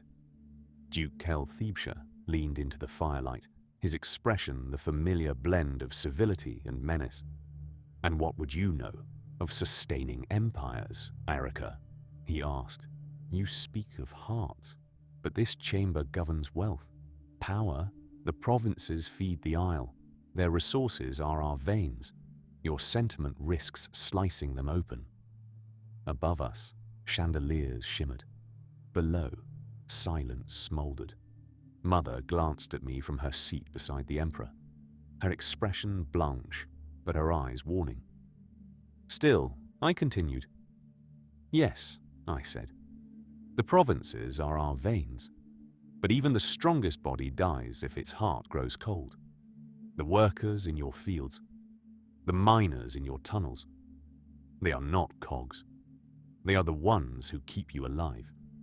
And if we deny them their humanity, we invite collapse. Across the chamber, Admiral Shekhar stood near the great map, arms folded, her voice sharp as drawn steel. Loyalty, she said, is forged in strength, not in indulgence. Strength, I replied, without just purpose, is tyranny. Unity cannot be built upon backs already broken. A boot shuffled, just enough. The Emperor did not move. A cup set down and did not lift again. Lord Dale, cousin to Kendall, rose without waiting to be recognized. His robe fell straight. His hands did not tremble. This is disorder. It ends now, he shouted. This chamber governs continuity, not sentiment. His gaze passed over me without resting. We are not here to feel the Empire. We are here to preserve it, Dale said. A brief halt. Then, I move for formal censure. A chair shifted. Another followed. A few heads turned.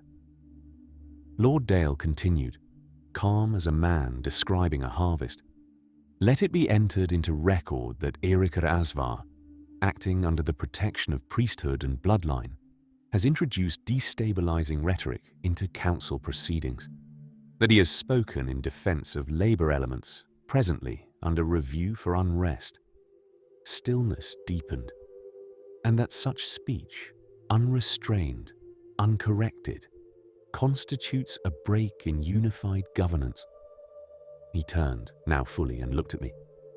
I request that his speaking privileges before this body be suspended pending review. A breath moved through the chamber. Dangerous. Agreement. Searching for form. The room erupted again. Words clashing as drawn blades. Some scoffed. Some stared. But then I felt it. The Emperor's gaze. Silent. Direct. Disapproving. Heavy. He had not spoken once, but his stillness spoke volumes. When the session adjourned, the nobles left in tight clusters, silken robes rustling as banners in a shifting wind. Their voices dropped to whispers, but the weight of their disapproval was not hidden. I had struck a nerve. They watched me leave. No one spoke. That was answer enough. I exited alone. The stone corridors of the citadel stretched ahead in cool silence, lit only by the flicker of sconces. But I was not alone for long. From a side passage, a figure emerged, gliding rather than stepping, a shadow-grown teeth. Duke Kel Thebsha. He held a goblet of wine, its surface catching the light like a fire. Erika, he said, voice silked in false warmth. A word, if you would. I stopped. A word or a warning? He stepped closer. Remember, within that chamber sits more wealth than in the rest of Eretz combined, and wealth is loyal, until it feels threatened. I met his gaze without flinching. I don't speak to comfort the rich. I speak to protect the Empire's future. He leaned in slightly, lowering his voice to a whisper. Then know this. Comfort is what keeps the nobles obedient. Threaten it, and you become an inconvenience. And inconvenient men disappear. Before I could answer, another voice sliced the room. Careful, Kel. Admiral Shekhar approached with measured stride, her tone as calm as it was sharp. You are more often the hand that strikes from the shadows. Veiled threats don't suit you. Besides, we both know that Master Irika has spilled more blood for the Empire than either of us. Kel turned to her, smirk intact. Admiral, I'm being diplomatic. He exaggerated the syllables, dragging them like dull blades. Shekhar didn't blink. Loyalty is earned, not bought, and diplomacy Doesn't involve cornering colleagues in candlelight. I inclined my head toward her. Thank you. She nodded, but her eyes remained hard. You make enemies, Erica. Powerful ones.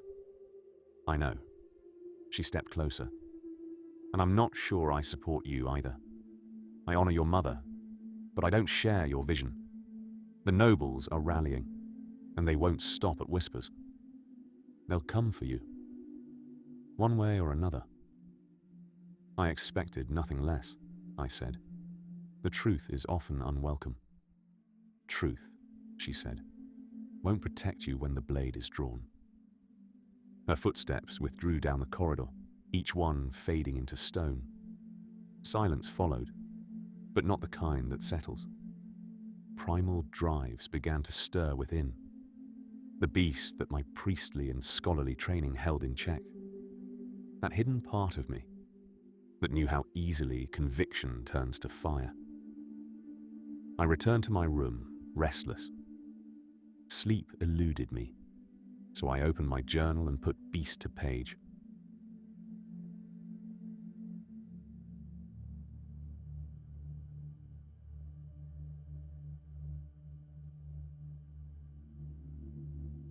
Diary entry.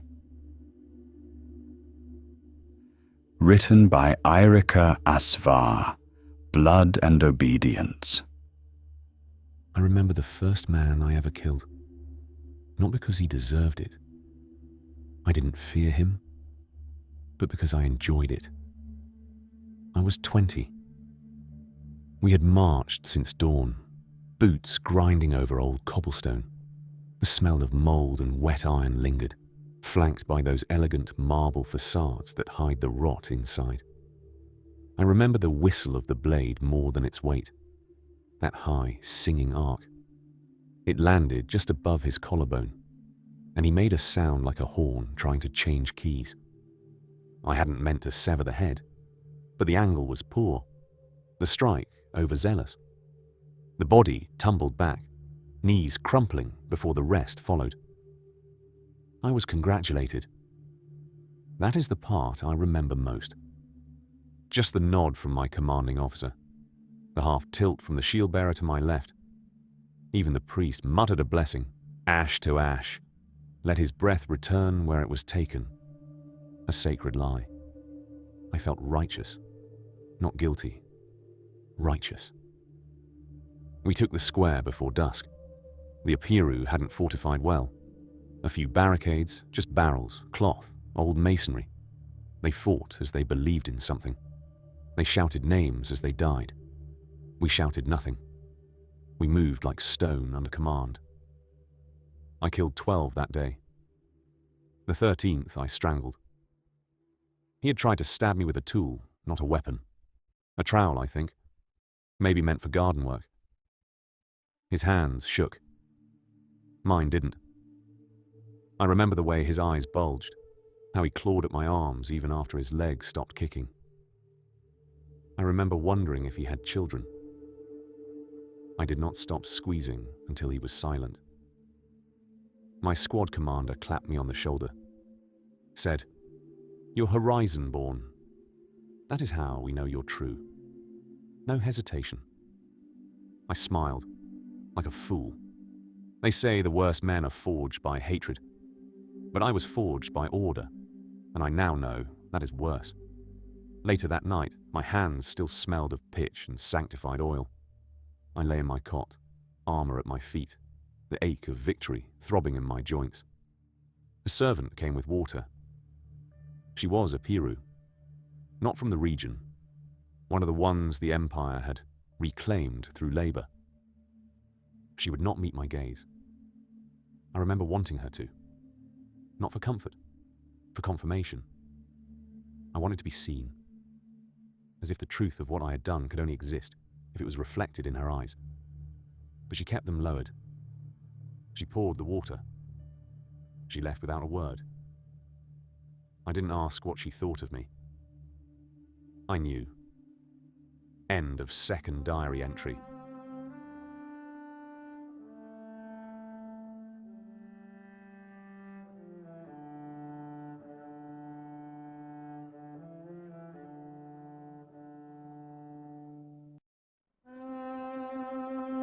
Chapter 18.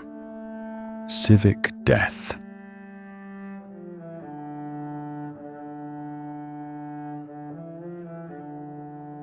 Weeks later, my wounds scarcely healed. Rumours taken root. I stood in the inquiry hall, hands and robe folded behind me. My hair wet from the cleansing basin, a drip down my spine. Incense lingered.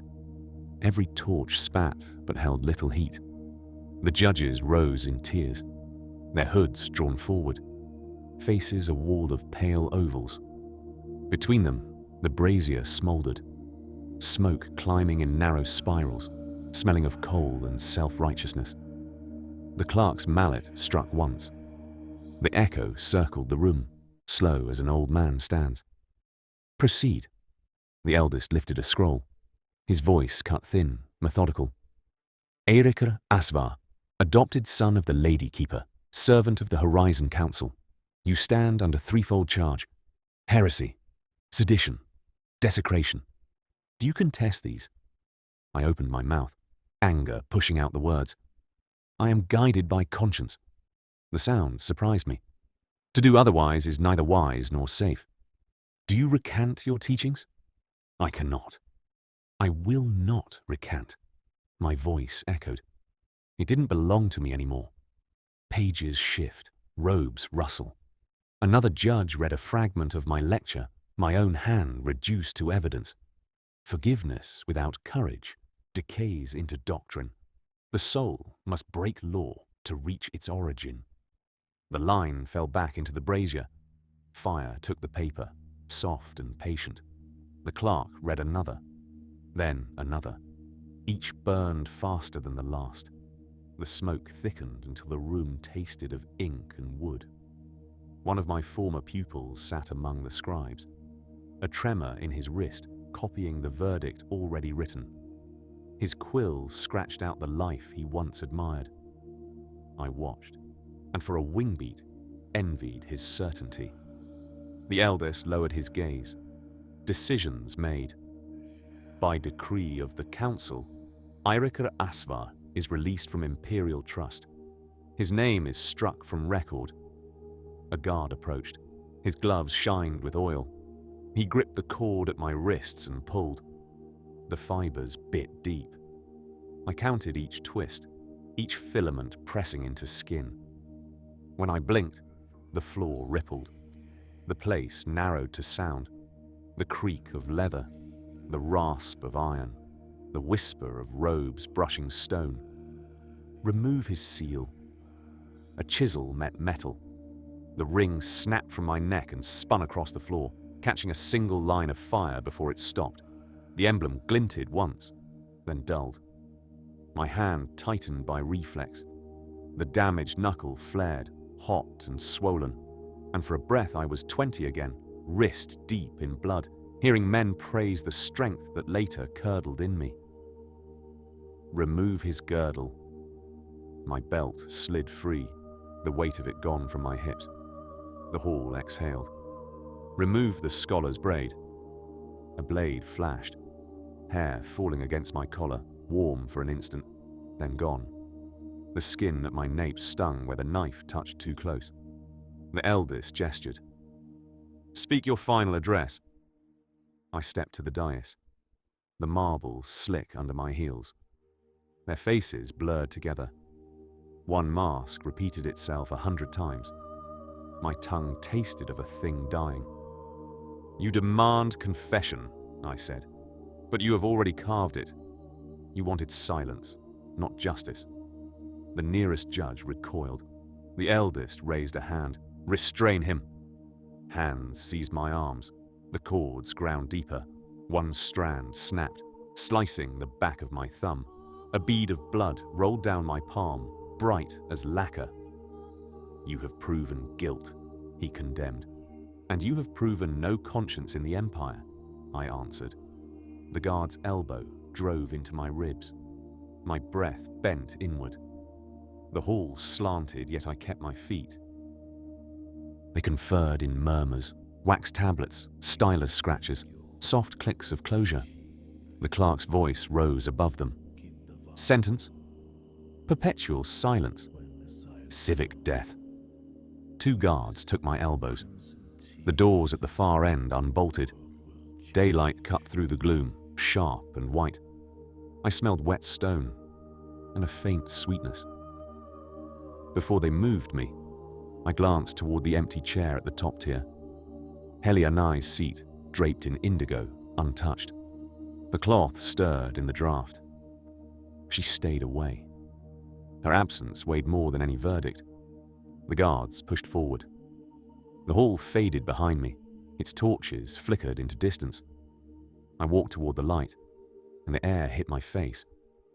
Raw, bright, unforgiving. The guards pulled me forward.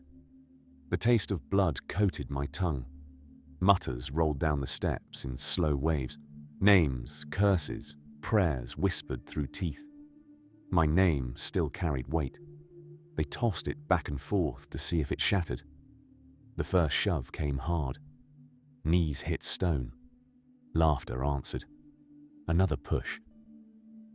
Shoulder, hip, hand against pavement. The crowd split around the sound of my fall. I caught the edge of a step. Fingers slipped. The guard jerked me upright again, more for rhythm than charity. For a moment, everything held still.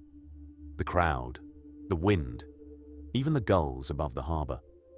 Then sound returned. Coins clattered, laughter, the low chant of ritual closure. The guards stepped back. Their work ended where gravity began. A woman in the crowd lowered her hood.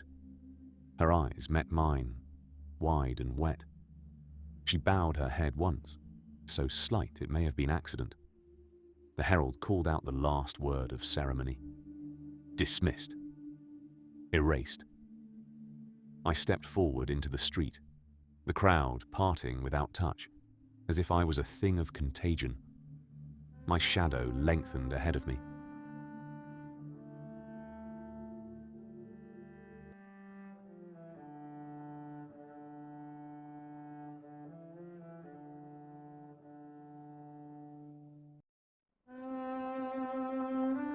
Chapter 19.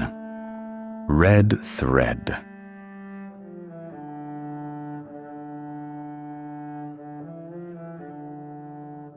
The city had changed its tone. It no longer spoke my name. Streets that once bent to my command now held their breath as I passed. Windows closed, not in reverence, but precaution. The echo of my trial still clung to the stone as soot. I walked, hood drawn low, my robe stripped of crest and colour, hem heavy with rain and humiliation. I was here, at the bend of Scholars Lane, following a signal.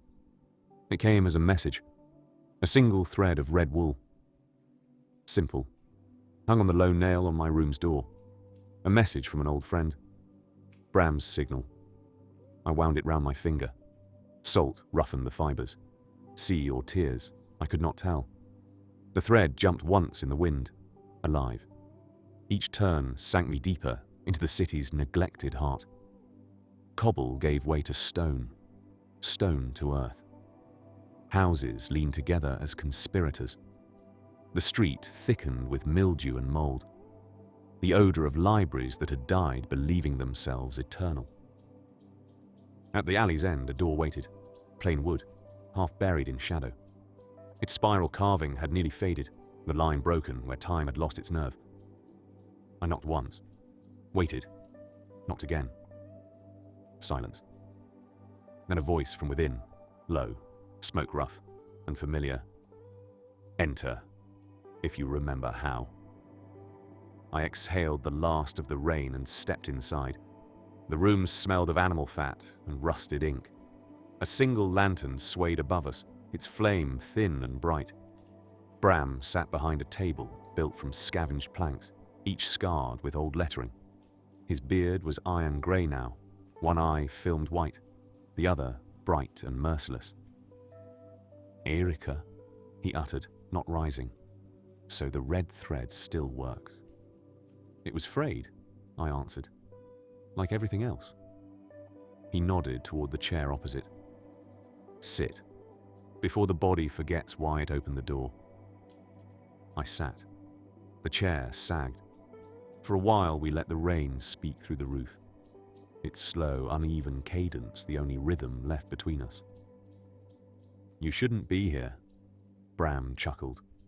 "The Empire forgets faces but never scents." "I've already been hunted," I told him. "They've taken all they can." He studied me for a long moment. "Not all. They left you your conscience. Cruel gift." "I didn't come for absolution," I sighed. Outside, a bell tolled once. Flat, habitual, Bram spread a small map across the table, inked lines coiled like veins ending in spirals. "Route paths," he set forth. "Old tunnels. Pilgrim roads. They're waking again." Bram did not flatten the map at once. His palm lingered on its folds as though feeling a pulse beneath the paper. "You remember how to read this?" he asked quietly.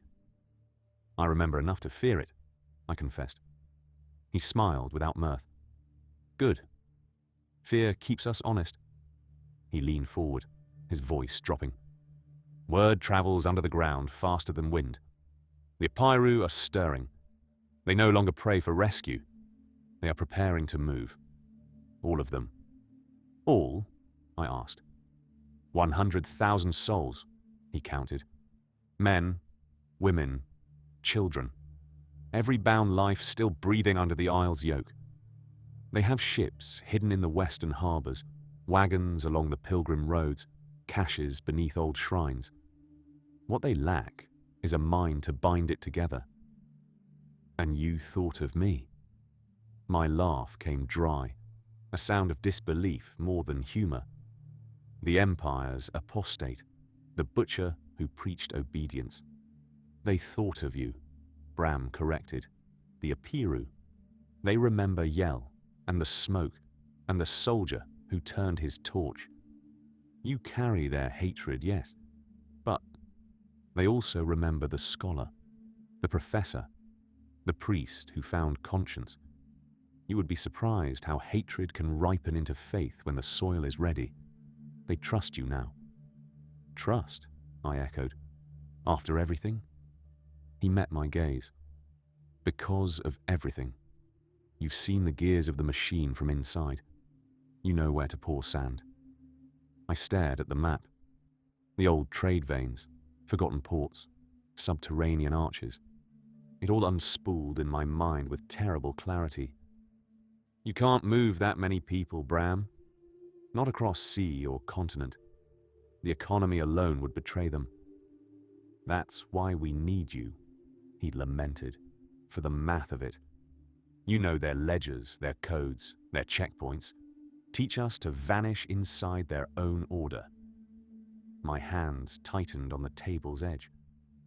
"I lived those systems. I served all that made the bondage legal." "Then undo them," Bram said simply. "You owe the world that." The lantern swayed, its flame glancing across his scarred hands. "We move at harvest. The ships are arranged. 2,000 souls per hull. Quick crossings. 100,000 freed before dawn." I shook my head. "Impossible." "So was creation," he enjoined, and smiled grimly. "Yet here we are, arguing inside it." Outside, thunder muttered through the rain. I stared at the ink lines twisting across the parchment, each one a vein of old faith pulsing faint light beneath the grime. Every instinct told me to walk away, to leave rebellion for men who still believed in outcomes. Yet another voice, older and quieter, asked what it meant to survive if no one else did. "How would you stage them?" I asked at last. Bram's eye brightened. "You're asking the right question." I exhaled slowly. "The route paths converge under the eastern aqueducts. Old tunnels, sealed after the plague years. I can recall their lattice. We could hide caravans there, divide them into echelons of 2,000. No repetition. Each group departs under a false manifest." Bram grinned, a flash of the old scholar who once mocked bureaucracy as religion. "The gods of parchment may yet favor us," I ignored the jest. You'll need forged seals, port clerks willing to close their eyes, runners to relay changes en route. Once the first ship sails, you have only hours before the Empire smells absence. We'll be gone before then, he said. This isn't deliverance, I warned. It's triage. Every freedom begins that way, Bram decreed. One wound bound before the next opens. He reached across the table, grasped my wrist. The callus of his palm pressed against my pulse. You know the maps, the guards, the timing of tides. You were their architect once. Be ours now. I wanted to pull away. Instead, I looked at him. The old face lit by stubborn hope, the lamplight burning in the cataract of his ruined eye. If I do this, I said, you'll owe me nothing. Bram nodded. We'll owe you everything. No, I said. You'll owe me silence. I want to disappear. He released me. As you wish. I studied the map again, tracing one of the spirals with my finger. Ink smudged. Beneath it, the paper felt rough, as if knowing the journey it was drawn to protect. We need a rally point, I murmured. A city outside the Empire's touch, independent. A place to reorganize before scattering into the continent's hinterland. Then we begin. Bram's shoulders eased. I'll send word. I nodded. But understand this. I do not do this for redemption. He smiled faintly. Then do it for Eretz. That stopped me. She listens better than light, he exhorted. Light blinds, soil remembers. You've lived long enough under the Empire's sun. Time to go to ground. All the land longs for justice, for freedom. He folded the map, slid it toward me. Take it. You'll need it more than I will. For a moment, the edges of the room moved outward. The fire hissed, and the scent of rain filtered through the roof. I placed my hand over the map. Then we moved the roots. Bram's voice softened. And perhaps, this time, they grow. I have no vows left, I murmured. Then take one of mine, Bram replied. I vow you will always be my friend, even when you've already lost. He stood, joints cracking as old timber. Go, my friend. We clasped wrists, his palm warm, calloused, but his wrist was wispy, paper-thin, weak. Bram, this may be our last meeting. Know this, I am too old and weak to travel. They'll come, he said, but the dust will lie for me. At the door, his voice followed me, soft and certain. Irica, you will always be my friend. The rain received me. The city's breath was shallow. I walked into it, and this time I did not look back.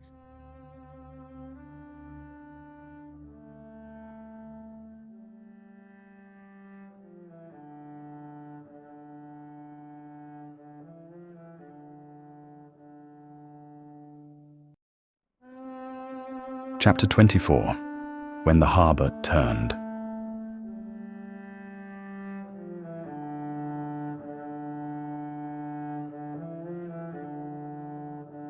The moon hung low over the harbour as a dancer between moves. Its pale light shimmered over the still waters, silvering the anchored fleet, dozens of ships, silent and waiting. Their sails furled, their hulls painted in shadow. They seemed ordinary from a distance. Just another night of repairs. Lanterns swung gently from the piers, casting warm halos over the figures below.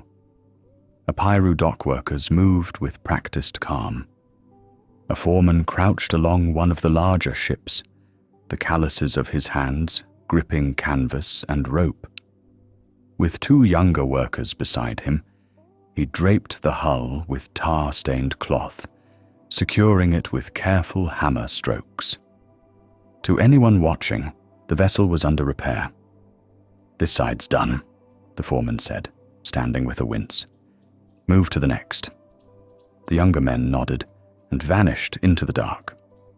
On deck, there were no lights, little noise, only shadows moving with intent. Beneath the canvas, families were boarding, women and children slipping aboard with silent steps and braced hearts. Near the dock's edge, a female labourer knelt by a gangplank, coaxing a child forward. Her voice soft, her grip firm. "Stay with your sister," she whispered. "Stay low. You'll be safe." The boy nodded, wide-eyed, clutching his sibling's hand as they vanished into the hold. The labourer rose and scanned the dock. Her eyes found the foreman at another ship, unloading barrels of tar. Another layer in the disguise. She strode toward him. "The last families from the eastern quarter are on their way," she said. The foreman shook his head. "We're out of time." The labourer's jaw tightened, but she didn't argue. A sharp whistle cut through the work, short, urgent. She spun. At the far edge of the harbour, just beyond the last storage yard, an old figure hobbled into view. Bram. His face was drawn, his breath ragged. He reached them in seconds. "They know something is up," he gasped. "The patrols. They found a child's sandal outside the tunnels. They're searching the lower wards. We have minutes. No more." The labourer's stomach turned to stone. "How many have boarded?" 18 ships full. 6 more in progress. The last 2, still waiting. The foreman cursed under his breath. "Then we start sailing. No time for precision. Scatter the launches. Split the signal." She nodded. "I'll light the first flare." Bram gripped her shoulder. "What about Erica?" She hesitated. "He's not here." "Where is he?" he asked. "I don't know." She climbed the dock tower, 2 steps at a time, legs burning with urgency. Below her, the harbour blurred into movement. Figures ran, lifted, pushed. Mothers wept, muffled into silence. Fathers vanished into hatches, re-emerging with ropes and sacks. She reached the tower's peak. The wind howled. She struck the flare. A hiss, then fire.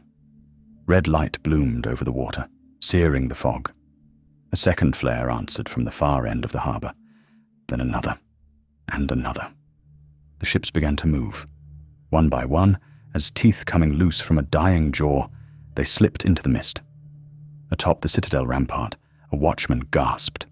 Flames over the harbour. Sails unfurled. Too many ships. Too fast. He sounded the bell, and it was too late. The docks used by the Imperial Armada started to burn. Barrels of pitch were overturned. Torches dropped. Smoke bloomed into the sky, veiling the exodus in fog and flame. Those left behind ignited what they could. Cover the others. Become myth. Screams mixed with the shouts of confused Imperial officers. The space was acrid with confusion and smoke. On the water, the last of the silent ships vanished into mist. I watched from the northern bluff, wrapped in a rough cloak, hidden among the ruins of a collapsed outpost. Beside me, Bram approached, knelt, breathing hard. "I found you." "They made it," he said. I nodded, and then replied, "You knew I would wait." He didn't answer. We both felt that someone had to stay behind. When the fires died and the Empire awoke, the numbers would horrify them. Tens of thousands, gone. Ships missing. Workstations abandoned, and no central name to blame. Only the whisper of a man once called a commander, then a priest, a scholar, a man who had become something else. "Come," I said.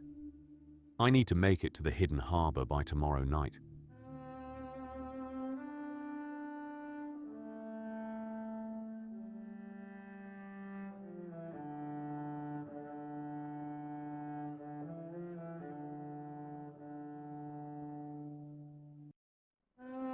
Chapter 25. Rebellion by Absence.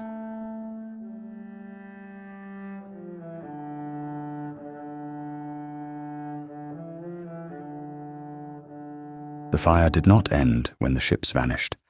It spread, not only through the docks, but through the city itself. The citadel roused, as a beast disturbed. Shouts broke first. Questions. Bells rang. And beneath it all, something far more dangerous than fire. The first realization that this had not been an accident. Council officials were dragged from their beds by breathless guards, dressing in haste. Confusion clouding their minds, like the smoke clouded the horizon. By the time they assembled, the sun had risen fully, fire in full bloom. Lady Helly stood near the tall arched window, her expression carved in granite, her gaze fixed on the inferno devouring the docks. The ships, she beseeched quietly, voice laced with disdain, were supposed to be under repair, and now they sail. Kendall Harusby arrived, eyes bloodshot, his voice already raised. "Where the hell are the servants?" he roared, slamming his fist on the table, shattering a delicate tea set. Shekhar stood. Her posture was rigid, her expression grim. "Look out there. The harbor is aflame, the ships sail, and the workers, our servants, are gone. This is no accident. This is a plan in full bloom." Kendall turned on her. "And you just let them go?" Shekhar stepped forward, unshaken. "I've already deployed patrols. Scouts are searching the city. The southern gates will be sealed within hours. The Iron Shale passes will be under watch. But this wasn't done in hours. It was built in weeks. Months." Helly's voice was cool as steel. "And no one saw?" Shekhar's gaze didn't flinch. "Apparently not." Captain Mir entered, red-faced, breathless. "We've confirmed it," he said. "Every Apiru house in the northern quarter, empty. Tools dropped mid-task. Beds cold. Markets untouched. They're gone." He handed Helly a scroll. She unrolled it, scanned the brief report. Then her eyes froze. Shekhar noticed. "What is it?" Helly read aloud. "Dervalan. All coastal watch stations unmanned. Laris Harbor, dockmaster missing. 27 unlisted vessels launched. Iron Shale, paths cleared, sentries bribed or vanished.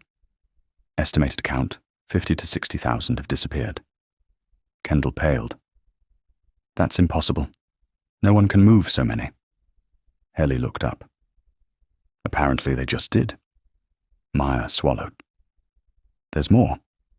He stepped to the table and unrolled a second map. "These markings," he said, pointing to faded routes traced in red, "are old Apiru pilgrimage paths. Most haven't been used in decades. Some longer, but they're intact. Hidden. Unwatched." Shekhar leaned in. "You're telling me they walked out the back door?" Meyer nodded. "While we watched the front." Helly folded her arms. "They didn't just run?" Kendall's voice was low now, laced with disbelief. "They organized." "A removal," Helly corrected. "A surgical one." An official spoke next, her voice colder than the others. "This is not a riot. It's a rebellion made of absence. They've denied us the one thing we never considered fragile." The official didn't blink. "Dependence." Hush tightened. Helly moved to the window, her gaze cast out over the docks. Kendall finally spoke, bitter and halting. "This is Irica. It has to be." Shekhar didn't disagree. He knew our language, knew our systems, and he knew the Apiru would never win a war, so he taught them how to vanish instead. Helly's voice was soft. We silenced him, and he turned silence into a sword. She turned from the window. "Find him."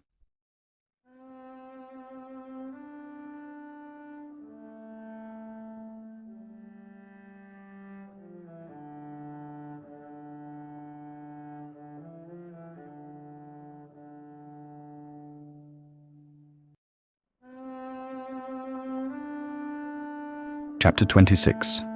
Megiddo marked.